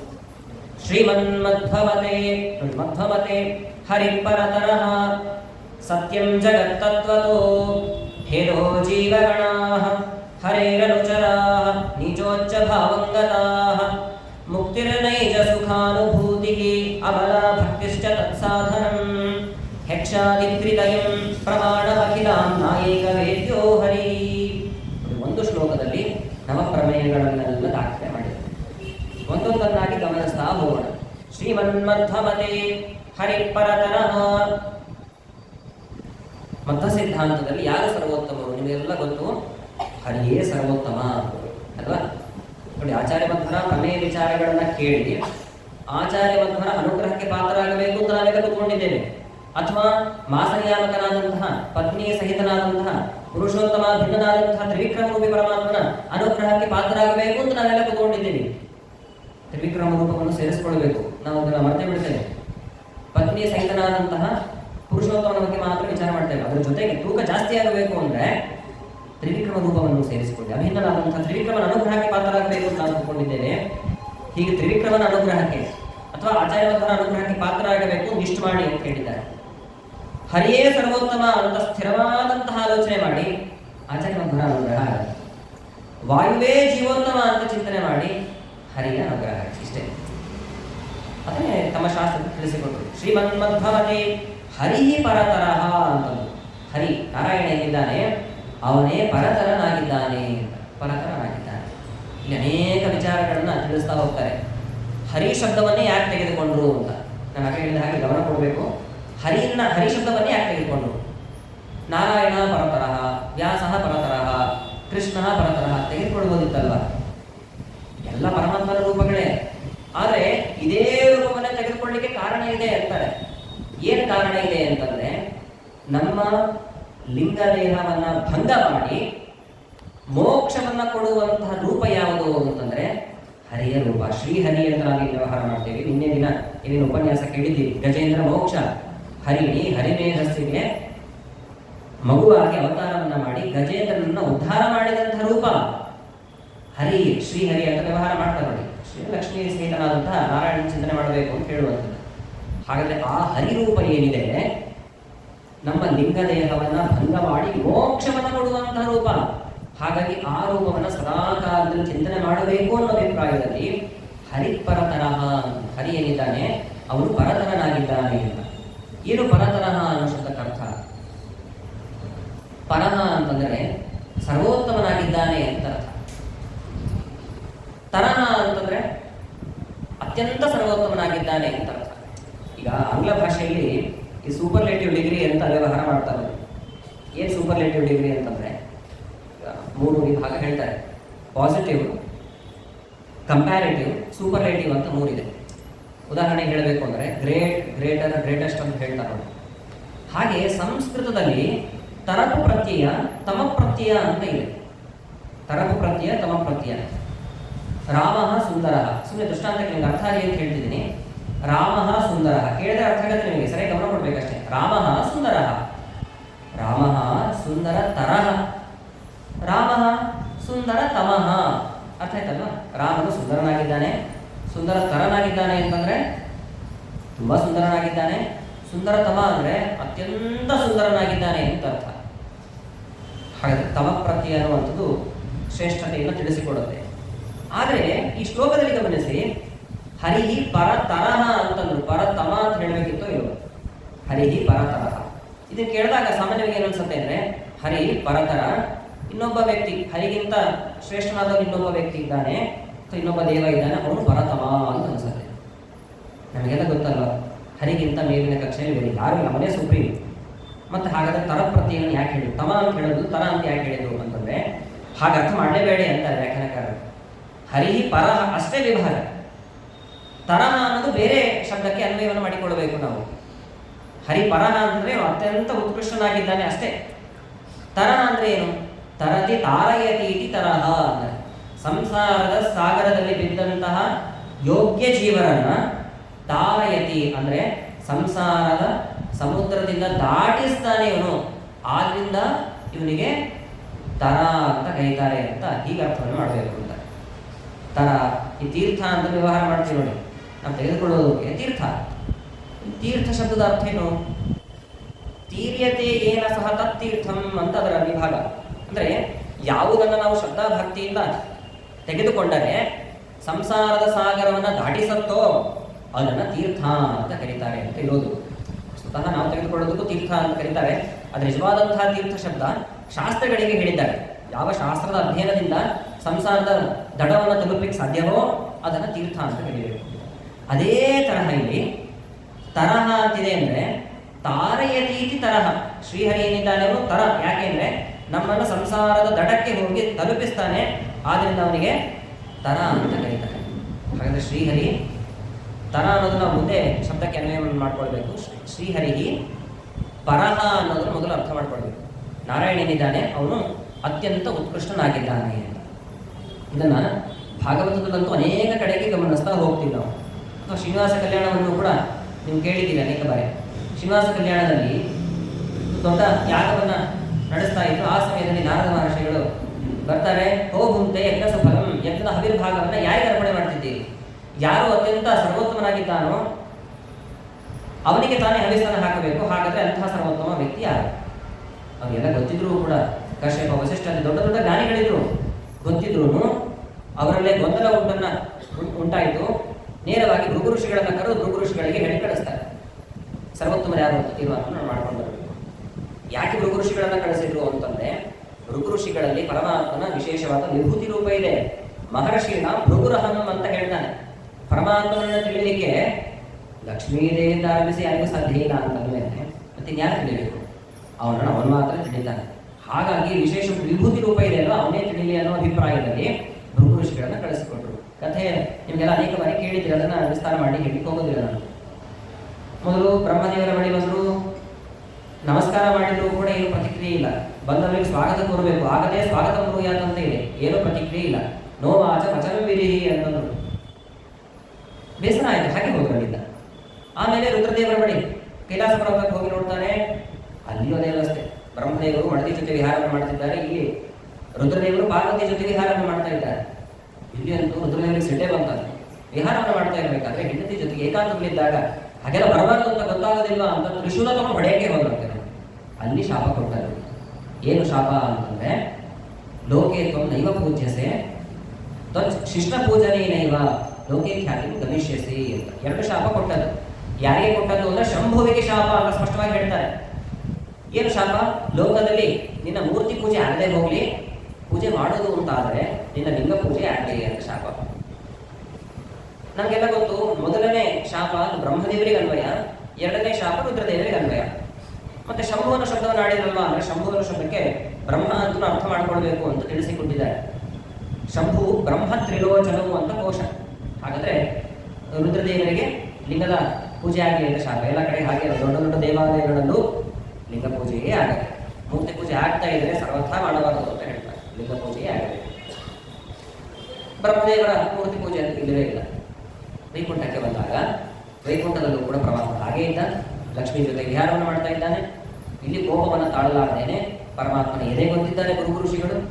ಪರಮಾತ್ಮ ಭೃಗು ಋಷಿಗಳೇ ಬಂದಿದ್ದಾರೆ ಅಂತಂದು ಪರಮಾತ್ಮನ ಭೃಗು ಋಷಿಗಳ ಪಾದ ಪೂಜೆಯನ್ನ ಮಾಡದ. ಇಷ್ಟು ಸಾಕು. ಭೃಗು ಋಷಿಗಳು ಅರ್ಥ ಮಾಡಿಕೊಂಡ್ರು. ಹರಿ ಸರ್ವೋತ್ತಮ ಸಾಕ್ಷಾತ್ ರಮಾದೇವಿ ತತಃಪರಂ. ನಾರಾಯಣ ಸರ್ವೋತ್ತಮ, ಲಕ್ಷ್ಮೀದೇವಿ ಅನಂತರದ ಕಕ್ಷೆಯಲ್ಲಿ ಬರ್ತಾರೆ. ಅದಾದ ನಂತರದಲ್ಲಿ ವಿಧಿವಾಯು ತದಂತೇಚ ಬ್ರಹ್ಮದೇವರು ಮುಖ್ಯ ಪ್ರಾಣದಲ್ಲಿ ಹೀಗೆ ತಾರತಮ್ಯ ಜ್ಞಾನವನ್ನು ಎಲ್ಲರೂ ಪಡೀರಿ ಅಂತ ಹೇಳಿದರು ಅಂತ ಕೇಳ್ತಾರೆ. ಅಲ್ಲ, ಭೃಗು ಋಷಿಗಳು ಹೇಗೆ ತೀರ್ಮಾನವನ್ನು ಮಾಡಿದ್ರು ನೋಡಿ, ಬೇಕು ನಮಗೆ. ಯಾಕಂದ್ರೆ ಮಧ್ವಾಚಾರ್ಯರ ಸಿದ್ಧಾಂತವನ್ನ ನಾವು ಸರಿಯಾಗಿ ಅರ್ಥ ಮಾಡಿಕೊಳ್ಬೇಕು ಅಥವಾ ಅವರ ಪ್ರಮೇಯವನ್ನು ಅರ್ಥ ಮಾಡಿಕೊಳ್ಬೇಕು ಅಂತಂದ್ರೆ, ಭೃಗು ಋಷಿಗಳು ಏನನ್ನ ಗಮನಿಸಿ ನಾರಾಯಣ ಸರ್ವೋತ್ತಮ ಅಂತ ತೀರ್ಮಾನವನ್ನು ಮಾಡಿದ್ರು. ಯಾಕಂದ್ರೆ ಸಮಾನ ಅಲ್ವಾ? ಬ್ರಹ್ಮದೇವರು ಮಡದಿ ಜೊತೆ ವಿಹಾರ ಮಾಡ್ತಿದ್ದಾರೆ, ರುದ್ರದೇವರು ಹಾಗೆ ಇದ್ರು, ನಾರಾಯಣನು ಹಾಗೆ ಇದ್ದಾನೆ. ಅದು ಹೇಗೆ ನಾರಾಯಣ ಸರ್ವೋತ್ತಮ ಅಂತ ಆದ? ಮಹತ್ವ ತೀರ್ಮಾನವಾಗುವುದು ಹೇಗೆ ತಿಳಿಸಿದ್ದಾರೆ. ಮಹತ್ವಂಚ ಗುಣೇನೈವ ನಾಕಾರೇಣ ಘನೇನವ. ಮಹತ್ವ ತೀರ್ಮಾನ ಆಗುವುದು ಗುಣದಿಂದ ಹೊರತು ಆಕಾರದಿಂದಾಗಲಿ. ಆಕಾರದಲ್ಲಿ 6 ಫೀಟ್ ಇದ್ದಾರೆ ಅವರು, ಅವರೇ ಶ್ರೇಷ್ಠರು ಅಂತ ಹೇಳಲಿಕ್ಕಾಗತ್ತೆ? ಕಲಿಯುಗದಲ್ಲಿ ನಡೀತಾ ಇದೆ. ಅಥವಾ ತುಂಬಾ ಶ್ರೀಮಂತ ವ್ಯಕ್ತಿಗಳಿದ್ರು, ಧನ ಯಾರಲ್ಲಿದೆಯೋ ಅವರು ಶ್ರೇಷ್ಠರು ಕಲಿಯುಗದಲ್ಲಿ ಹೇಳ್ತಿದ್ದೀವಿ. ಅದು ವಸ್ತುತಃ ಅದು ಸರಿಯಲ್ಲ. ಮಹತ್ವ ತೀರ್ಮಾನವಾಗುವುದು ಹೇಗೆ? ಗುಣದಿಂದ ತೀರ್ಮಾನವನ್ನು ಮಾಡಬೇಕು. ಆ ಗುಣವನ್ನು ಪರಮಾತ್ಮನಲ್ಲಿ ಕಂಡಿದ್ದಾರೆ ಭೃಗು ಋಷಿಗಳು. ಏನು ಕಂಡ್ರು ಅಂಥ ಗುಣ? ಬ್ರಹ್ಮದೇವರ ಬಳಿ ಹೋಗಿ ನಮಸ್ಕಾರ ಮಾಡಿದ್ರು, ಪ್ರತಿಕ್ರಿಯೆ ಇಲ್ಲ. ರುದ್ರದೇವರು ಹೊಡೆಯಕ್ಕೆ ಬಂದರು, ನೋಡಿ ಅಲ್ಲಿ ಬರೀ ನಮಸ್ಕಾರ ಮಾಡಿದ್ದಾರೆ. ಇಲ್ಲಿ ಪರಮಾತ್ಮನ ಎದೆ ಒದ್ರೂ ಪರಮಾತ್ಮ ಬಂದು ಪಾದ ಪೂಜೆಯನ್ನು ಮಾಡಿದ್ದಾನೆ. ಅಂಥ ಗುಣ ಇದು. ಹಾಗಾದ್ರೆ ಅವನೇ ಸರ್ವೋತ್ತಮ ಅಂತ ತಿಳಿಸಿಕೊಟ್ರು. ಹರಿಹಿ ಪರಹ, ಪರಮಾತ್ಮ ಏನಿದ್ದಾನೆ ಅತ್ಯಂತ ಶ್ರೇಷ್ಠನಾಗಿದ್ದಾನೋ, ಅವನೇ ಉತ್ಕೃಷ್ಟನಾಗಿದ್ದಾನೆ ಅಂತ ತಿಳಿಬೇಕು. ಇದು ಆಚಾರ್ಯ ಮಧ್ವರ ಮೊದಲನೆಯ ಪ್ರಮೇಯ. ಅಥವಾ ಭಾಗವತದಲ್ಲಿ ಬರುವಂತಹ ಕೆಲವು ಪ್ರಸಂಗಗಳನ್ನು ಗಮನಿಸುವುದು ಅಂತಾದರೆ, ಭಾಗವತದ ಪಂಚಮ ಸ್ಕಂದದಲ್ಲಿ ನಾಭಿರಾಜ ಒಳ್ಳೆ ಸಂತಾನ ಆಗಬೇಕು ಅಂತ ಅನೇಕ ಋತ್ವಿಜರನ್ನೆಲ್ಲ ಒಂದೇ ಮಾಡಿಕೊಂಡು ಹೋಮವನ್ನು ಮಾಡ್ತಾರೆ. ಬ್ರಾಹ್ಮಣರು ಹೇಗಿದ್ರು ಗಮನಿಸಬೇಕು ನಾವು. ವಿಶಿಷ್ಟವಾಗಿರ್ತಕ್ಕಂತಹ ತಪಸ್ಸು ಹೋಮಾದಿಗಳನ್ನು ಮಾಡಿದ್ದಾರೆ. ಪರಮಾತ್ಮನೇ ಪ್ರಕಟಗೊಂಡಾಗ ಏನು ಬೇಕು ಅಂತ ಪರಮಾತ್ಮ ಬ್ರಾಹ್ಮಣರಿಗೆ ಕೇಳಿದ್ರೆ, ನೋಡಿ ಬ್ರಾಹ್ಮಣರ ಮನಸ್ಥಿತಿ ಎಷ್ಟು ಚೆನ್ನಾಗಿತ್ತು ಆಗಿನ ಕಾಲದಲ್ಲಿ. ಯಜಮಾನ ಸಂತಾನ ಆಗಬೇಕು ಅಂತ ಅಷ್ಟೇ ಅಪೇಕ್ಷೆ ಪಟ್ಟಿದ್ದ ನಾಭಿರಾಜ.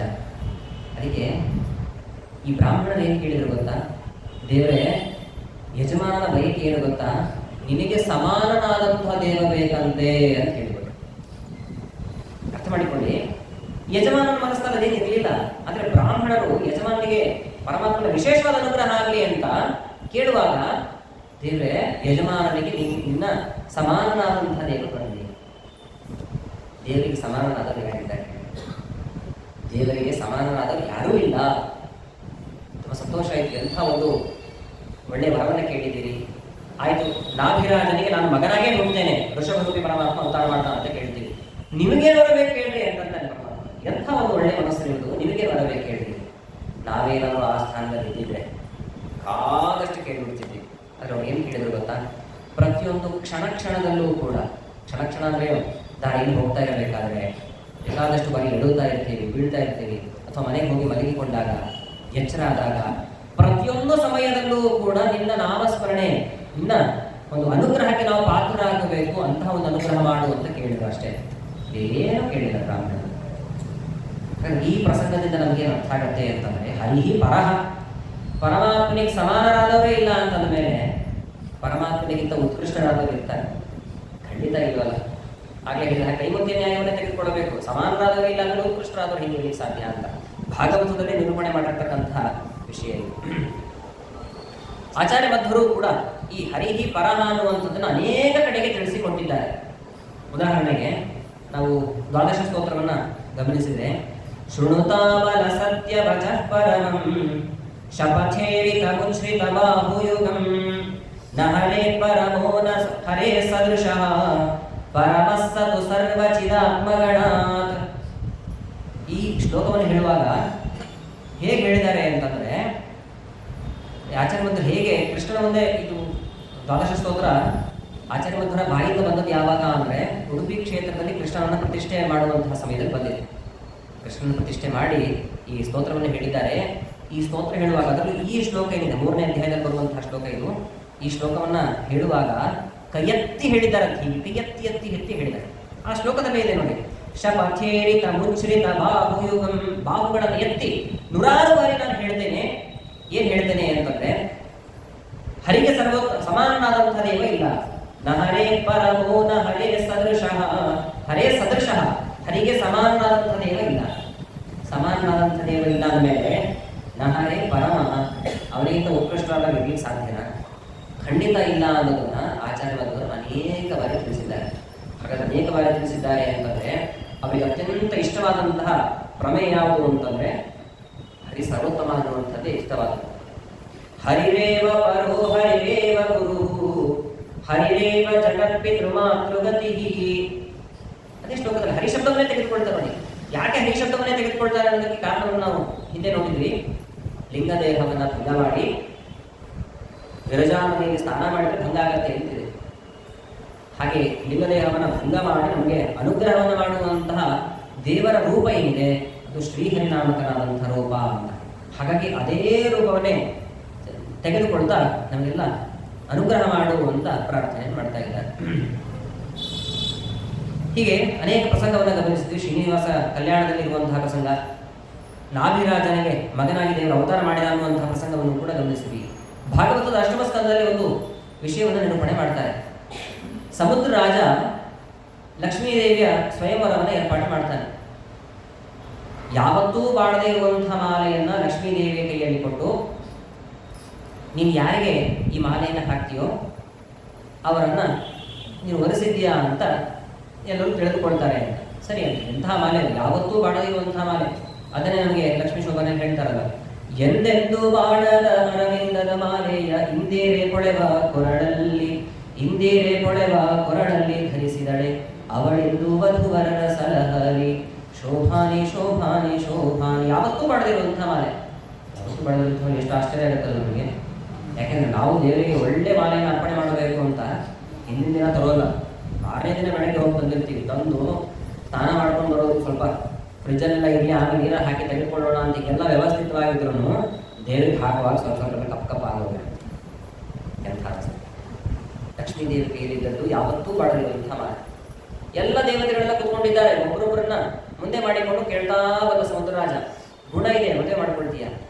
ಗುಣ ಇದ್ರೆ ಏನು ಬೇಕಾದಷ್ಟು ದೋಷ ಇದೆ, ಸಂದಣಿಸಿದ್ರೆ ಬಹುದೋಷ ಅಂತ ಅಂದ್ಬಿಟ್ಟು. ಹಾಗೆ ಯಾಕೆ ಮದುವೆ ಮಾಡ್ಕೊಳ್ತೀಯ? ಅಜಿತನಾಮಕನಾದ ಪರಮಾತ್ಮ ಇದ್ದಾನಲ್ವ, ಅವನನ್ನ ಮದುವೆ ಮಾಡ್ಕೊಳ್ತೇನೆ ಅಂತಂದು. ಕುಂದಳ್ಳಷ್ಟಿಲ್ಲದ ಮುಕುಂದನೆ ತನಗೆ ಪತಿಯೆಂದು ಹಿಂದೇಳೆ ನೆನೆದಳು, ಶೋಭಾನಿ ಶೋಭಾನಿ ಶೋಭಾನಿ. ಯಾವತ್ತೂ ಎಳ್ಳಷ್ಟೂ ದೋಷದ ಲವಲೇಶ ಇಲ್ಲದೆ ಇರುವಂತಹ ಸ್ವಾಮಿ ಅಜಿತನಾಮಕನಾದ ಪರಮಾತ್ಮ, ಅವನಿಗೆ ನಾನು ಮಾಲೆ ಹಾಕ್ತೇನೆ. ಏನು ಕೇಳಿದ್ರು ಗೊತ್ತಾ? ಭಾಗವತ ಇನ್ನೂ ಸ್ಪಷ್ಟವಾಗಿ ಹೇಳುತ್ತೆ. ಅಜಿತನಾಮಕನಾದ ಪರಮಾತ್ಮನ ಬಳಿ ಬಂದು ಕೇಳ್ಕೊಳ್ತಾಳೆ, ಸ್ವಾಮಿ ಇವರೆಲ್ಲ ನನಗಾಗಿ ಕಾಯ್ತಾ ಇವ್ರು ಯಾರು ನನಗೆ ಬೇಡ. ಅಚ್ಯುತನಾಮಕನ ಪರಮಾತ್ಮನ ಬಳಿ ಒಂದು ಕೇಳೋದೇನು ಅಂದರೆ, ನಿನ್ನ ಪಾದದಲ್ಲಿರುವಂತಹ ಧೂಳಿನ ಕಣವನ್ನು ಕೊಡೋ ಸ್ವಾಮಿ, ಅದರಿಂದಲೇ ನನಗೆ ವಿಶೇಷವಾದ ಸ್ಥಾನವನ್ನು ಕೊಟ್ಟಿದ್ದಿ ಅಂತ ಅನಿಸುತ್ತೆ ಇರುತ್ತಲ್ಲ. ಲಕ್ಷ್ಮೀದೇವಿ ಹೇಳಿದಂತಹ ಮಾತು ಇಷ್ಟು ಸಾಕಲ್ವಾ ಅಂತ ಕೇಳ್ತಾರೆ ವ್ಯಾಸರು. ಏತಾವತಾಲನ್ನು ಸೂಚಿತೇನ, ಇಷ್ಟು ಸಾಕಲ್ವಾ ಹರಿಯೇ ಸರ್ವೋತ್ತಮ ಅಂತ ಹೇಳಲಿಕ್ಕೆ ಮತ್ತೆ ಇನ್ನೇನು ಬೇಕು ಹೇಳ್ರಿ ನಿಮಗೆ ಅಂತ. ಭಾಗವತದಲ್ಲಿ ಅನೇಕ ಕಡೆಗೆ ಈ ವಿಷಯ ನಿರೂಪಿತವಾಗಿರ್ತಕ್ಕಂಥದ್ದನ್ನು ನಾವು ಗಮನಿಸಬಹುದು. ಅಥವಾ ರಾಜರು, ಸೌದೆ ಕ್ಷೇತ್ರದಲ್ಲಿರುವಂತಹ ರಾಜರು ಯುಕ್ತಿ ಮಲ್ಲಿಕಾ ಅಂತ ಒಂದು ದೊಡ್ಡ ಗ್ರಂಥವನ್ನು ನಮಗಾಗಿ ಕೊಟ್ಟಿದ್ದಾರೆ. ಅನೇಕ ಕಡೆ ಗೊಂದಲ. ಏನು ಗೊಂದಲ ಅಂತಂದರೆ ಯಾರು ಸರ್ವೋತ್ತಮರು? ಪುರಾಣಗಳೆಲ್ಲ ಹಾಗೆ ಹೇಳ್ತಾರಂತೆ. ಕೆಲವು ಕಡೆ ಶಿವ ಸರ್ವೋತ್ತಮ ಅನ್ನುವಂಥ ಮಾತಿದೆ, ಆದಿತ್ಯ ಸರ್ವೋತ್ತಮ ಅನ್ನುವಂಥ ಮಾತಿದೆ, ಇಂದ್ರ ಸರ್ವೋತ್ತಮ ಅನ್ನುವಂಥ ಮಾತಿದೆ, ಗಣಪತಿ ಸರ್ವೋತ್ತಮ ಅನ್ನುವಂತಹ ವೇದ ಮಂತ್ರಗಳೆಲ್ಲ ಇದೆ. ಹಾಗಾಗಿ ಯಾರು ಸರ್ವೋತ್ತಮರು?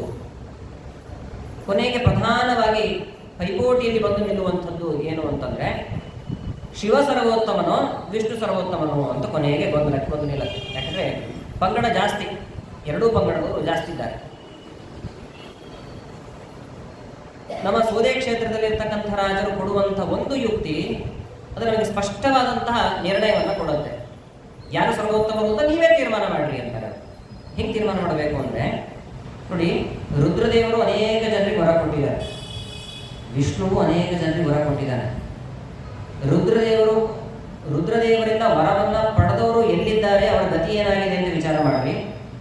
ವಿಷ್ಣುವಿಂದ ವರವನ್ನು ಪಡೆದಿರತಕ್ಕಂಥವರ ಸ್ಥಾನಮಾನ, ಅವರ ಗತಿ ಏನಾಗಿದೆ ಅಂತ ವಿಚಾರ ಮಾಡ್ರಿ. ಇದರಿಂದ ನಮ್ಗೆ ತಿಳಿಯುತ್ತೆ ಅಂತ ಗೊತ್ತಲ್ಲ. ನಮಗೆ ಅನೇಕ ಪುರಾಣಗಳೆಲ್ಲ ಕೇಳ್ತೀವಿ. ಶಿವನ ಅನುಗ್ರಹದಿಂದ ಚೆನ್ನಾಗಿ ಮತ್ತರಾಗಿದ್ದರು ಅನೇಕ ರಾಕ್ಷಸರು ಬೇಗ ವರವನ್ನು ಕೊಡ್ತಕ್ಕಂಥವನು ರುದ್ರದೇವ ಅಂತ ರುದ್ರದೇವರನ್ನೇ ಮೊರೆ ಹೊಂದುತ್ತಾರೆ. ಕೊನೆಗೇನಾದರೂ ಅವರೆಲ್ಲ ಅನಂತ ತಮಸ್ಸಿಗೆ ಹೋದರೂ ಇಲ್ಲ. ವಿಷ್ಣುವಿನಿಂದ ವರ ಪಡೆದವರು ಯಾರೆಲ್ಲ ಹೇಳಿ, ಧ್ರುವ ಮಹಾರಾಜ, ಅಕ್ರೂರ, ದೊಡ್ಡ ದೊಡ್ಡ ಜ್ಞಾನಿಗಳು, ಗಜೇಂದ್ರ, ಅವ್ರಿಗೆ ಎಂತಹ ಸ್ಥಾನ ಸಿಕ್ಕಿದೆ. ಇಷ್ಟು ಸಾಕಲ್ಲ, ಇನ್ನೇನು ಬಿಡಿಸಿ ಹೇಳಬೇಕು ಅಂತ. ಏತಾವತಾರನ್ನು ಸೂಚಿತೇನ ಶ್ರೀಮನ್ ಮಧ್ವಮತೆ ಹರಿ ಪರಹ.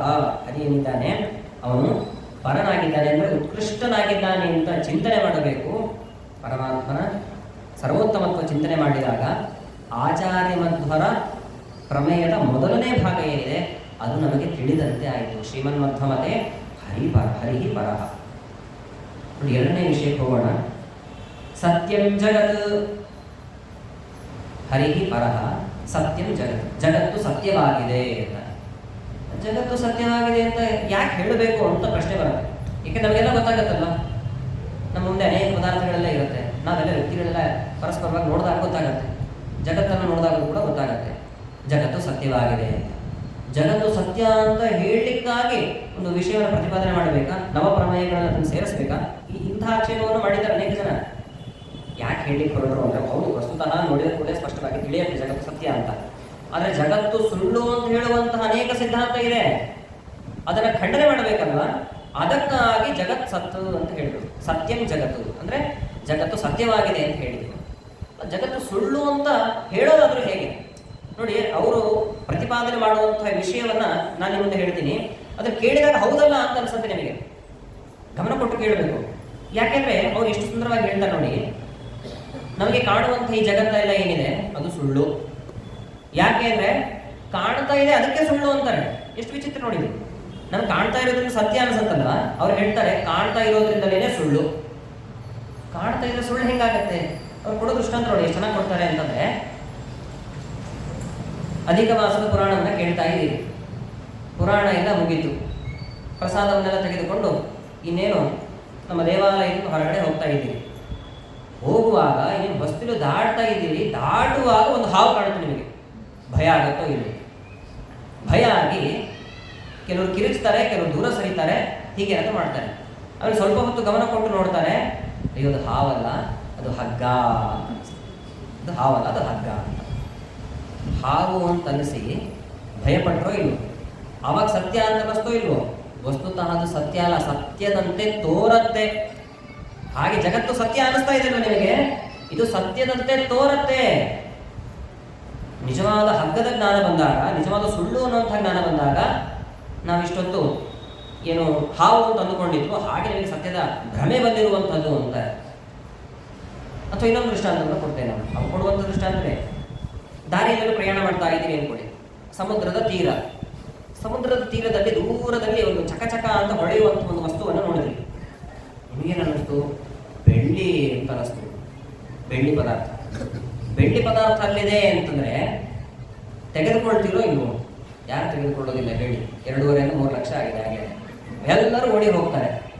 ದೂರದಲ್ಲಿ ನೋಡಿದಾಗ ಬೆಳ್ಳಿ ಅಂತ ಕಾಣಿತು, ಹತ್ರ ಹೋಗಿ ನೋಡಿದ್ರೆ ಗೊತ್ತಾಯ್ತು, ಅಯ್ಯೋ ಇದು ಬೆಳ್ಳಿ ಅಲ್ಲ, ಇದು ಕಪ್ಪೆ ಚಿಪ್ಪು. ಕಪ್ಪೆ ಚಿಪ್ಪಿನಲ್ಲಿ ಸೂರ್ಯನ ಕಿರಣ ಬಿದ್ದಾಗ ಅದು ಹೊಡೆದಾಗ ಬೆಳ್ಳಿ ಅಂತ ಕಾಣಿತು, ಅದೇ ಕಪ್ಪೆ ಚಿಪ್ಪು.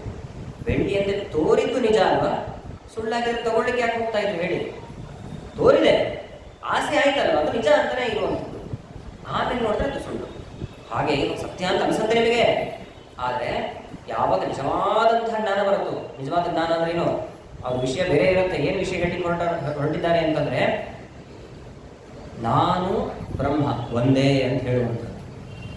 ನಾನು ದೇವರು ಒಂದೇ ಅನ್ನೋಲ್ಲಿ ಪರ್ಯವಸಾನ ಅದು. ಅಥವಾ ಇನ್ನೊಂದು ದೃಷ್ಟಾಂತ ಕೊಡ್ತಾರೆ, ಕನಸಿನಲ್ಲಿ ಕಾಣುವಂಥ ಪದಾರ್ಥದಂತೆ. ರಾತ್ರಿ ಮಲಗಿಕೊಂಡಾಗ ಒಂದು ಕನಸು ಬಿತ್ತು. ಕನಸಿನಲ್ಲಿ ಒಂದು ಆನೆ ಬಂದಿದೆ. ಆನೆ ಬಂದಿನ್ನೇನು ಸೊಂಡಲಿಂದ ನಿಮ್ಗೆ ಚೆನ್ನಾಗಿ ಪ್ರಹಾರ ಮಾಡಬೇಕು, ಅಥವಾ ತನ್ನ ಕಾಲಿನಿಂದ ತುಳಿಬೇಕು, ಅಮ್ಮ ಅಂತ ಕಿರಿಚಿದೆ. ಆಮೇಲೆ ಸ್ವಲ್ಪ ಸಮಾಧಾನ ಆಯಿತು. ಸದ್ಯ ನಿಜವಾದ ಆನೆ ಅಲ್ಲ, ಕನಸಿನಲ್ಲಿ ಬಂದಂತಹ ಆನೆ, ನನಗೇನೂ ಆಗಿಲ್ಲ ಅಂತ ಸಮಾಧಾನ ಪಡ್ಕೊಂಡ್ರಿ. ಆ ಕನಸಿನಲ್ಲಿ ಕಂಡಂತಹ ಪದಾರ್ಥ ಹೇಳಲ್ಲ, ಸುಳ್ಳಲ್ವ? ಸುಳ್ಳು ತಾನೇ ಅದು. ಸತ್ಯ ಹಿಂಗಾಗ್ಲಿಕ್ಕೆ ಸಾಧ್ಯ ಇದೆ. ಅವರೇ ಹೇಳ್ತಾರೆ, ಇಷ್ಟು ಪುಟ್ಟ ಮನಸ್ಸು, ಇಷ್ಟು ಪುಟ್ಟ ಶರೀರದಲ್ಲಿ ಆನೆ ಅಂತಹ ಪದಾರ್ಥ ಹೆಂಗೆ ಬರ್ಲಿಕ್ಕಾಗತ್ತೆ? ಸುಳ್ಳು. ಹಾಗೆ ಜಗತ್ತೇನು ಕಾಣ್ತಾ ಇದೆ ಇದೆಲ್ಲವೂ ಕೂಡ ಸುಳ್ಳು. ಕನಸಿನಂತೆ ನೀವು ಇವಾಗೆಲ್ಲ ಪುರಾಣ ಕೇಳ್ತಿರೋದೆಲ್ಲ ಕನಸು. ಅವ್ರು ಹೇಳೋದು ಕನಸಲ್ಲೇ ಕೇಳ್ತಿದ್ದೀರಿ ನೀವೆಲ್ಲ. ಯಾವಾಗ ಎಚ್ಚರ ಆಗುತ್ತೆ ಗೊತ್ತಾ? ನಾನು ಬ್ರಹ್ಮ ಒಂದೇ ಅಂತ ಚಿಂತನೆ ಮಾಡಿದಾಗ ಎಚ್ಚರ ಆಗುತ್ತೆ. ಎಂಥ ಮಾರ್ಮಿಕವಾದಂತಹ ವಿಷಯಗಳನ್ನು ಹೇಳ್ತಾರೆ. ನಾವು ಪರಮಾತ್ಮ ಸರ್ವೋತ್ತಮನಾಗಿದ್ದಾನೆ ಅಂತ ಹೇಳಲಿಕ್ಕೆ ತೆಗೆದುಕೊಳ್ಳುವಂತಹ ಪರಮ ಪ್ರಮಾಣ ಏನು ಅಂತಂದ್ರೆ ವೇದ. ಎಲ್ಲ ದಾರ್ಶನಿಕರು ಹೇಳೋದು ವೇದನೆ. ಮತ್ತು ತ್ರಯಾನುಚಾರ್ಯರು ಇದ್ದಾರಲ್ವ, ಶಂಕರಾಚಾರ್ಯರಾಗಿರ್ಬೋದು, ಮಧ್ವಾಚಾರ್ಯರಾಗಿರ್ಬೋದು, ರಾಮಾನುಜಾಚಾರ್ಯರಾಗಿರ್ಬೋದು, ಒಂದು ವಿಷಯದಲ್ಲಿ ಸಮಾನತೆ ಇದೆ. ಯಾವ ವಿಷಯದಲ್ಲಿ ಅಂತಂದ್ರೆ ವೇದ ಪ್ರಮಾಣ. ವೇದಕ್ಕೆ ಪೆಟ್ಟು ಏನಾದರೂ ಬೀಳತ್ತೆ ಅಂದ್ರೆ 3 ಜನ ಒಗ್ಗಟ್ಟಾಗಿ ನಿಲ್ತೇವೆ ನಾವು. ವೇದವನ್ನು ಮುಟ್ಲಿಕ್ಕೆ ಬರಬೇಡಿ ನೀವು ಅಂತೇವೆ ನಾವು. ಒಗ್ಗಟ್ಟಿದೆ, ಒಳಗಡೆನೆ ಸ್ವಲ್ಪ ವೈಚಾರಿಕತೆಯಲ್ಲಿ ವ್ಯತ್ಯಾಸ ಇದೆ ಅಷ್ಟೇ ಹೊರತು ವೇದವನ್ನು ಪರಮ ಪ್ರಮಾಣ ಅಂತ ಎಲ್ಲರೂ ಹೇಳ್ತೇವೆ. ಆ ವೇದನೂ ಕೂಡ ಏನು ಹೇಳುತ್ತೆ ಅಂದ್ರೆ, ನೀವೆಲ್ಲ ಕೇಳಿರ್ತಕ್ಕಂಥ ಒಂದು ವೇದ ಮಂತ್ರ, ಅಹಂ ಬ್ರಹ್ಮಾಸ್ಮಿ, ನಾನು ದೇವರು ಒಂದೇ. ಅಹಂ ಕೇಳಿದ ಅರ್ಥ ಆಯ್ತು. ಅಹಂ ನಾನು ಬ್ರಹ್ಮನು ಅಸ್ಮಿ ಆಗಿದ್ದೇನೆ ಅಂತ ಹೇಳ್ತಾ ಇದೆ. ಮುಗಿತಲ್ವ ಹೇಳಿ. ಹಾಗೆ ತಿಳಿಬೇಕು ಅಂದ್ರೆ ಜಗತ್ತು ಸತ್ಯ ಅಂತ ಚಿಂತನೆ ಮಾಡಿ. ಇದಕ್ಕೆಲ್ಲ ಸ್ಪಷ್ಟವಾದಂಥ ಉತ್ತರವನ್ನು ಕೊಟ್ಟಿದ್ದಾರೆ ಆಚಾರ್ಯ ಮಧ್ವರು. ಏನು ಉತ್ತರವನ್ನು ಕೊಟ್ಟಿದ್ದಾರೆ ಅಂತಂದ್ರೆ ನೋಡಿ, ಕನಸಿನಲ್ಲಿ ಕಾಣುವಂಥ ಪದಾರ್ಥದಂತೆ ಅಂತ ಹೇಳಿದ್ರಲ್ಲ, ಕನಸು ಸುಳ್ಳು ಅಂತ ಯಾರು ಹೇಳಿದ್ರು ನಿಮಗೆ ಅಂತ ಕೇಳ್ತಾರೆ. ಕನಸು ಸುಳ್ಳು ಅಂತ ಯಾರು ಹೇಳಿದ್ರು? ಕನಸಿನಲ್ಲಿ ಕಾಣುವಂಥ ಪದಾರ್ಥ ಅವೆಲ್ಲ ಸತ್ಯನೇ. ಮತ್ತೆ ಯಾವುದು ಸುಳ್ಳು ಅಂದ್ರೆ, ಕನಸಿನಲ್ಲಿ ಕಂಡಂತಹ ಪದಾರ್ಥ ಹೊರಗಡೆ ಕಂಡಿದೆ ಅಂತ ತಿಳಿದುಕೊಂಡ್ರೆ ಅದು ಭ್ರಮೆ ಅಂತ. ಜಾಗ್ರತ್ವ ಪ್ರತೀತಿ ಭ್ರಮ ಅಂತ ಹೇಳ್ತಾರೆ. ಅಂದ್ರೆ ನಾವೀಗ ಸ್ಪಷ್ಟವಾಗಿ ಅರ್ಥ ಆಗೋದು. ಅದಕ್ಕೆ ನಮಗೆ ಗುರುಗಳು ತುಂಬಾ ಸುಂದರವಾದಂತಹ ದೃಷ್ಟಾಂತವನ್ನ ಕೊಟ್ಟು ನಮಗೆ ತಿಳಿಸ್ತಾ ಇದ್ರು.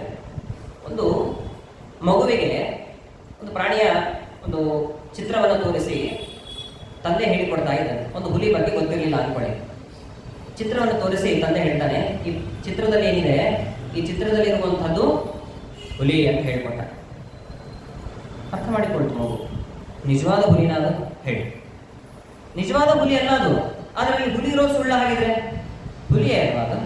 ಅಥವಾ ಇನ್ನೊಂದು ದೃಷ್ಟಾಂತವನ್ನು ಕೊಡೋದು ಅಂತಾದ್ರೆ, ಮುಖ್ಯ ಹನುಮಂತರ ಒಂದು ಚಿತ್ರ ಇದೆ. ಒಂದು ಮಗು ಬಂದು ಕೇಳಿತು, ಉಪನ್ಯಾಸದಲ್ಲಿ ಹನುಮಂತನ ಬಗ್ಗೆ ಹೇಳಿದ್ರು. ಹನುಮಂತ ಅಂದ್ರೆ ಯಾರು? ತಂದೆ ಹೇಳ್ತಾನೆ, ಇಲ್ಲಿ ಚಿತ್ರದಲ್ಲಿದ್ದಾನಲ್ಲಪ್ಪ, ಇವನೇ ಹನುಮಂತ. ನಿಜವಾದ ಹನುಮಂತ ನಾನು ನಿಜವಾದ ಹನುಮಂತ ಅಲ್ಲ, ತಿಳಿಲೇಬೇಡಿ. ಯಾಕೆಂದ್ರೆ ಸ್ಪಷ್ಟವಾಗಿ ಹೇಳ್ತಾರೆ, ಪ್ರತೀಕ ದೇವರಲ್ಲ, ಚಿತ್ರವೂ ದೇವರಲ್ಲ. ಚಿತ್ರವನ್ನ ನೋಡಿದಾಗ, ಪ್ರತೀಕವನ್ನ ನೋಡಿದಾಗ ದೇವರ ಚಿಂತನೆ ಬರಬೇಕು. ಈ ಹನುಮಂತನ ವಿಗ್ರಹವನ್ನ ನೀವು ಪ್ರತಿದಿನ ನೋಡ್ತಾ ಇದ್ದೀರಿ, ಆ ವಿಗ್ರಹನೇ ಹನುಮಂತ ಅಂತ ಅಂದುಕೊಂಡ್ರೆ ಅನ್ಯಥೋಪಾಸನೆ ಇದು. ಹಾಗಾದ್ರೆ ತಿಳಿಲೇಬೇಡಿ ಅಂತಾರೆ. ಆ ಪ್ರತೀಕದಲ್ಲಿ ದೇವರನ್ನ ಕಾಣಬೇಕು. ತಂದೆ ಮಗುವಿಗೆ ಹೇಳಿದ, ಇದು ಹನುಮಂತನ ಚಿತ್ರ. ನಿಜವಾದ ಹನುಮಂತನ ಅಲ್ಲ. ಆದ್ರೆ ಹನುಮಂತ ಇರೋದು ಸುಳ್ಳ ಹಾಗಿದ್ರೆ, ಹನುಮಂತ ಇರೋದು ಸತ್ಯನೇ. ಆದ್ರೆ ನಿಜವಾದ ಹನುಮಂತ ಅಂತ ಅಂದುಕೊಳ್ಳೋದು ತಪ್ಪಲ್ಲ. ಹಾಗೆಯೇ ಕನಸಿನಲ್ಲಿ ಕಂಡಂಥ ಪದಾರ್ಥ ಇಲ್ಲ, ಸತ್ಯವೇ ಆಗಿದೆ, ಸುಳ್ಳು ಅಂತ ತಿಳಿಬೇಡಿ ಅಂತ ಸ್ಪಷ್ಟವಾಗಿ ತಿಳಿಸಿಕೊಟ್ಟಿದ್ದಾರೆ. ಇನ್ನೊಂದು, ಹಾವನ್ನ ಭ್ರಮೆಗೊಂಡ ಹಗ್ಗವನ್ನ ನೋಡಿ ಹಾವು ಅಂತ ತಿಳಿದುಕೊಂಡ. ಹಾಗೆ ಇದು ಜಗತ್ತು ಅಂತಂದ್ರೆ ಹಾವು ಅನ್ನುವಂತಹ ಜ್ಞಾನ ಏನು ಬಂದಿದೆ ಅದು ಸತ್ಯನೇ ಅಲ್ವಾ? ಭಯ ಯಾಕೆ ಬರ್ತಾ ಇದ್ದಿಲ್ಲ ಇದೆ? ಆ ಹಾವು ಎಲ್ಲಿರುವಂತಹ ಹಾವು ತೋರಿತು ಅದನ್ನೆಲ್ಲ ಪ್ರಶ್ನೆ ಮಾಡಿಕೊಳ್ತಾರೆ. ಹಾವು ಎಲ್ಲಿದೆ? ಹಾಗೆ ಹಾವು ಇಲ್ಲದೆ ಇರುವಂತಹ ಹಾವು ತೋರಿದೆ ಅಂತಂದ್ರೆ ಎಲ್ಲಿಂದ ತೋರಿತದ್ದು? ಅಥವಾ ಕಪ್ಪೆ ಚಿಪ್ಪಿನಲ್ಲಿ ಬೆಳ್ಳಿ ತೋರ್ತಲ್ಲ, ಎಲ್ಲಿತ್ತು ಆ ಬೆಳ್ಳಿ? ಕೆಲವರು ಹೇಳ್ತಾರೆ ಅಂಗಡಿಯಲ್ಲಿರುವಂತಹ ಬೆಳ್ಳಿ ಅದು. ಅಂಗಡಿಯಲ್ಲಿರುವ ಬೆಳ್ಳಿ ಅಲ್ಯಾಕೆ ತೋರಬೇಕು? ಹಾವು ತೋರಿತು ಹಗ್ಗದಲ್ಲಿ. ಆ ಹಾವು ಎಲ್ಲಿರುವಂಥದ್ದು ತೋರಿತು? ಎಲ್ಲ ಹೊರಗಡೆ ಇರೋದು ಯಾವಾಗ ನೋಡಿರೋ ತೋರಿತು. ಎಲ್ಲಿರುವಂತಹ ಭ್ರಮೆ ಬಂದಿದೆ ಅಂತಂದ್ರೆ ನಮ್ಮ ಬುದ್ಧಿಯಲ್ಲಿರುವಂತಹ ಭ್ರಮೆ ಅದು. ವಸ್ತುತಃ ನಮ್ಮ ಬುದ್ಧಿಯಲ್ಲಿರುವಂತಹ ಹಾವನ್ನ ನಾವು ಹಗ್ಗದಲ್ಲಿ ಆರೋಪವನ್ನ ಮಾಡಿ ಅದು ಹಾವು ಅಂತ ತಿಳಿದುಕೊಂಡು ಭ್ರಮೆಗೊಳಗಾಗ್ತೀವಿ. ಹಾಗೆ ಕಪ್ಪೆ ಚಿಪ್ಪಿನಲ್ಲಿ ಬೆಳ್ಳಿಯೂ ಹಾಗೇನೆ, ನಮ್ಮ ಬುದ್ಧಿಯಲ್ಲಿರುವಂತಹ ಬೆಳ್ಳಿಯನ್ನ ಕಪ್ಪೆ ಚಿಪ್ಪಿನಲ್ಲಿ ಆರೋಪವನ್ನ ಮಾಡಿ ಇದನ್ನ ಬೆಳ್ಳಿ ಅಂತ ತಿಳಿದುಕೊಂಡು ವಸ್ತುತಃ ಅದೆಲ್ಲ ಸತ್ಯ ಅಂತಲೇ ತಿಳಿಯಿರಿ ಅಂತ ಹೇಳಿದ್ದಾರೆ. ವೇದ ಹೇಳ್ತಾ ಇದೆ ಅಹಂ ಬ್ರಹ್ಮಾಸ್ಮಿ ಅಂತ. ಇದರ ಬಗ್ಗೆ ಅಂತ ಚೆನ್ನಾಗಿ ಅರ್ಥ ಮಾಡಿಕೊಳ್ಬೇಕು. ನೇರವಾಗಿ ನಮಗೆ ಯಾವ ವಿಷಯ ಬೇಕಿದೆಯೋ ಅದೇ ವಿಷಯವನ್ನು ತೆಗೆದುಕೊಂಡ್ರೆ ನಮ್ಗೆ ಹೇಗೆ ಬೇಕೋ ಹಾಗೆ ಅರ್ಥ ಮಾಡ್ಲಿಕ್ಕಾಗುತ್ತೆ. ಹಿಂದಿನ ವಿಷಯ ಮುಂದೆ ಏನು ಪ್ರತಿಪಾದನೆ ಮಾಡ್ತಿದ್ದಾರೆ ಅನ್ನುವಂಥ ವಿಷಯ ತುಂಬಾ ಪ್ರಧಾನವಾಗಿ ಬೇಕಾಗುತ್ತೆ. ಹಿಂದೆ ಮುಂದೆ ಏನು ಹೇಳ್ತಿದ್ದಾರೆ ಅನ್ನೋದು ಗೊತ್ತಿಲ್ಲದೇನೆ ನೇರವಾಗಿ ಮಧ್ಯದಲ್ಲಿರುವಂತಹ ಅಂಶವನ್ನು ತೆಗೆದುಕೊಂಡ್ರೆ ಹಾಗೆ ಅನ್ಸುತ್ತೆ. ಒಂದು ಲೌಕಿಕ ದೃಷ್ಟಾಂತ ಕೊಟ್ಟರೆ ನಿಮಗೆ ಸ್ಪಷ್ಟವಾಗಿ ಅರ್ಥ ಆಗುತ್ತೆ. ಉದಾಹರಣೆ ನೋಡಿ, ಈಗ ಅಧಿಕ ಮಾಸ ವಿಶೇಷವಾಗಿ ಪ್ರತಿನಿತ್ಯ ಜ್ಞಾನ ಕಾರ್ಯಕ್ರಮ ಆಗ್ತಾ ಇದೆ. ವ್ಯವಸ್ಥಾಪಕರು ಎಲ್ಲರೂ ಕೂಡ ಎಲ್ಲ ಭಕ್ತರ ಒಂದು ಅಪೇಕ್ಷೆಯಂತೆ, ಸುಮ್ಮನೆ ಹೇಳ್ತಾ ಇದ್ವಿ ಮತ್ತೆ ಯಾರು ಇದು ಮಾಡ್ಕೊಳ್ಬಿಡಿ, ಮಂಗಳದ ದಿನ ಮಂಡಿಗೆ ಮಾಡಿಸ್ಬೇಕು ಅಂತ ತೀರ್ಮಾನ ಮಾಡಿದ್ರು ಅನ್ಕೊಳ್ಳಿ. ಮತ್ತು ವಜ್ಜ ಹಾಕಿರಲ್ಲ ಪಾಚಾರ ಮುಖ ಯಾರೇ ಮಂಡಿಗೆ ಮಾಡಿಸ್ಬೇಕು ಅಂತ ಎಲ್ಲ ಭಕ್ತರ ಒಂದು ಅಪೇಕ್ಷೆಯಂತೆ ತೀರ್ಮಾನವನ್ನು ಮಾಡಿದರು. ಆಯ್ತು, ಪ್ರಸಿದ್ಧ ಮಂಡಿಗೆ ಮಾಡಿಸುವವರನ್ನ ಆ ದಿನಾಂಕದಂತೂ ನಿಗದಿಪಡಿಸಿದ್ರು. ಇಂಥ ದಿನ ಬಂದು ಮಂಗಳದ ದಿನ ನೀವು ಮಂಡಿಗೆ ಮಾಡಿಕೊಡ್ಬೇಕು. ಸರಿ ಅಂತ ಒಪ್ಪಿಕೊಂಡಿದ್ರು. ಎಲ್ಲರಿಗೂ ಕೂಡ ಭಕ್ತರಿಗೆಲ್ಲ ಹೇಳಿ ಆಗಿದೆ.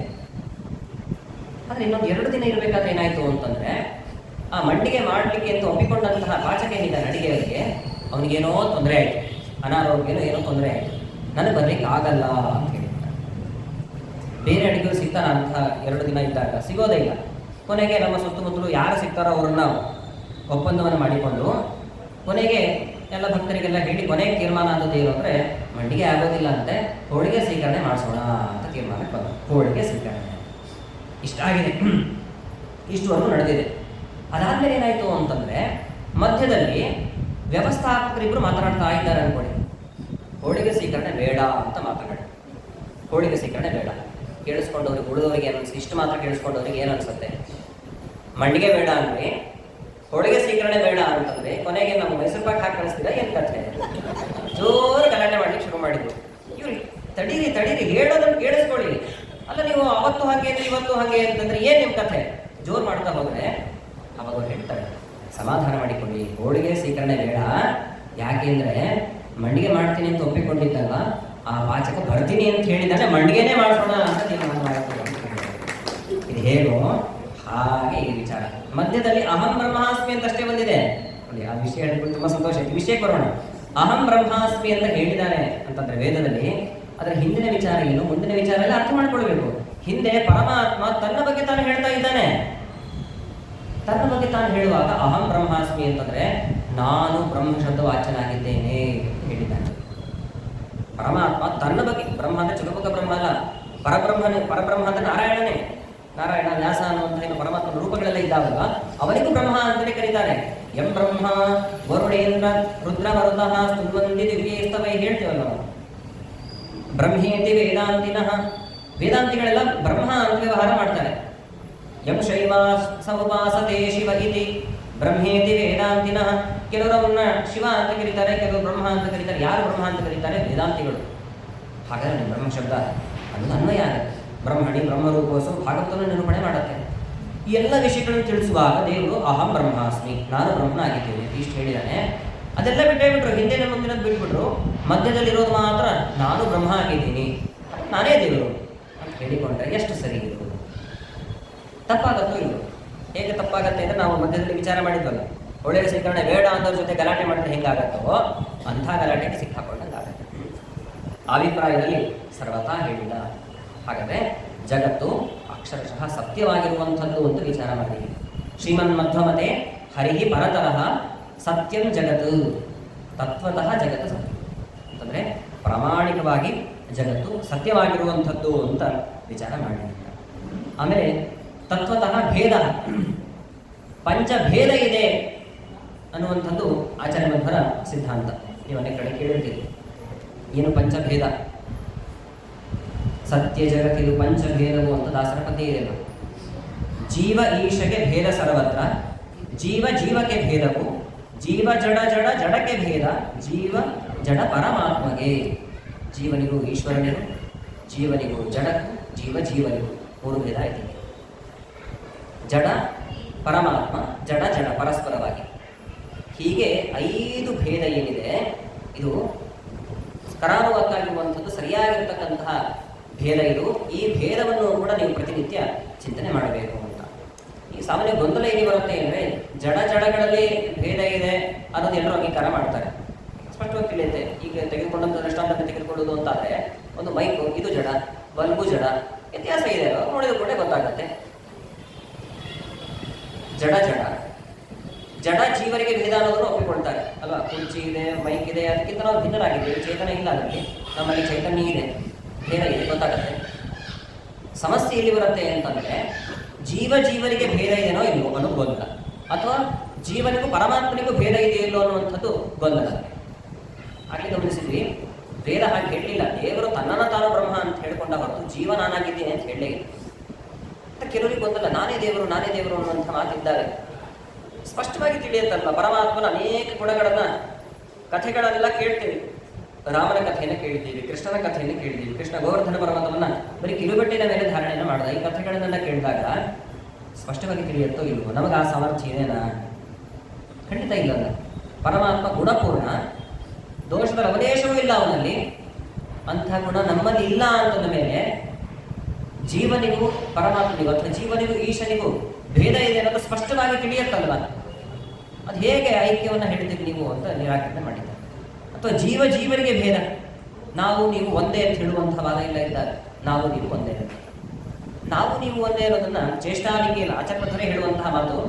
ಚೇಷ್ಟಾಲಿಂಗೇನ ಸಾತ್ಮತ್ವೇ ಪರದೇಹಸ್ಯ ಸಾಧಿತೆ ಅನ್ಯತ್ವಂ ಸ್ವಾತ್ಮನಸ್ತಸ್ಮಾತ್ ಸರ್ವೈರೇವಾನುಭೂಯತೆ. ಎಲ್ಲರಿಗೆ ಅನುಭವಕ್ಕೆ ಸಿಗುವಂತಹ ಒಂದು ಪ್ರಮಾಣ ಇದೆ. ಏನು ಪ್ರಮಾಣ ಅಂತಂದರೆ ಚೇಷ್ಟಾಲಿಂಗೇನ ಸಾತ್ಮತ್ವೇ, ನಮ್ಮ ಎದುರುಗಡೆ ಇರುವಂತಹ ವ್ಯಕ್ತಿಗಿಂತ ನಾನು ಭಿನ್ನನಾಗಿದ್ದೇನೆ. ಜೀವ ಜೀವರಿಗೆ ಭೇದದ ವಿಚಾರ ತಿಳಿಬೇಕಲ್ವಾ. ನನ್ನ ಎದುರುಗಡೆ ಇರುವಂತಹ ವ್ಯಕ್ತಿ ನನಗಿಂತ ಭಿನ್ನನಾಗಿದ್ದಾನೆ. ಅದು ಹೆಂಗೆ ಹೇಳ್ತೀರಿ? ಅವನಲ್ಲಿ ಚೇಷ್ಟೆ ಇದೆ, ನನ್ನಲ್ಲೂ ಚೇಷ್ಟೆ ಇದೆ. ಚೇಷ್ಟೆ ಅಂತಂದರೆ ವ್ಯಾಪಾರ ಅಂತಷ್ಟೇ ಅರ್ಥ, ಬೇರೆ ಚೇಷ್ಟೆ ಅಂತ ತಿಳ್ಕೊಳ್ಬೇಡಿ. ಸಂಸ್ಕೃತ ಚೇಷ್ಟ ಅಂತ ಹೇಳ್ತಾರೆ. ಒಬ್ಬ ಕೈಯನ್ನು ಹೀಗೆ ಮಾಡ್ತಿರ್ತಾನೆ, ಎದುರುಗಡೆ ಇರೋನು ಕಾಲನ್ನು ಅಡ್ಡಾಡಿಸ್ತಾ ಇರ್ತಾನೆ, ಇನ್ನು ಕೆಲವು ನಿದ್ದೆ ಮಾಡ್ತಾ ಇರ್ತಾರೆ, ಇನ್ನು ಕೆಲವು ಪುರಾಣ ಕೇಳ್ತಿರ್ತಾರೆ. ಹೀಗೆ ವ್ಯತ್ಯಾಸ ಇದೆ. ಚೇಷ್ಟೆ ಅನ್ನುವಂಥದ್ದು ವ್ಯತ್ಯಾಸ ಇರೋದ್ರಿಂದ ಏನು ಅರ್ಥ ಆಗತ್ತೆ ಅಂತಂದರೆ ಅವ್ರಿಗಿಂತ ಇವರು ಭಿನ್ನರಾಗಿದ್ದರೆ ಇವರಿಗಿಂತ ನಾನು ಭಿನ್ನನಾಗಿದ್ದೇನೆ ಅಂತ ಸ್ಪಷ್ಟವಾಗಿ ತಿಳಿಯುತ್ತಲ್ವ. ಸರ್ವೈರೇವಾನುಭೂಯತೆ, ಎಲ್ಲರಿಗೂ ಕೂಡ ಅನುಭವಕ್ಕೆ ಸಿಗುವಂತಹ ಒಂದು ಪ್ರಮಾಣ.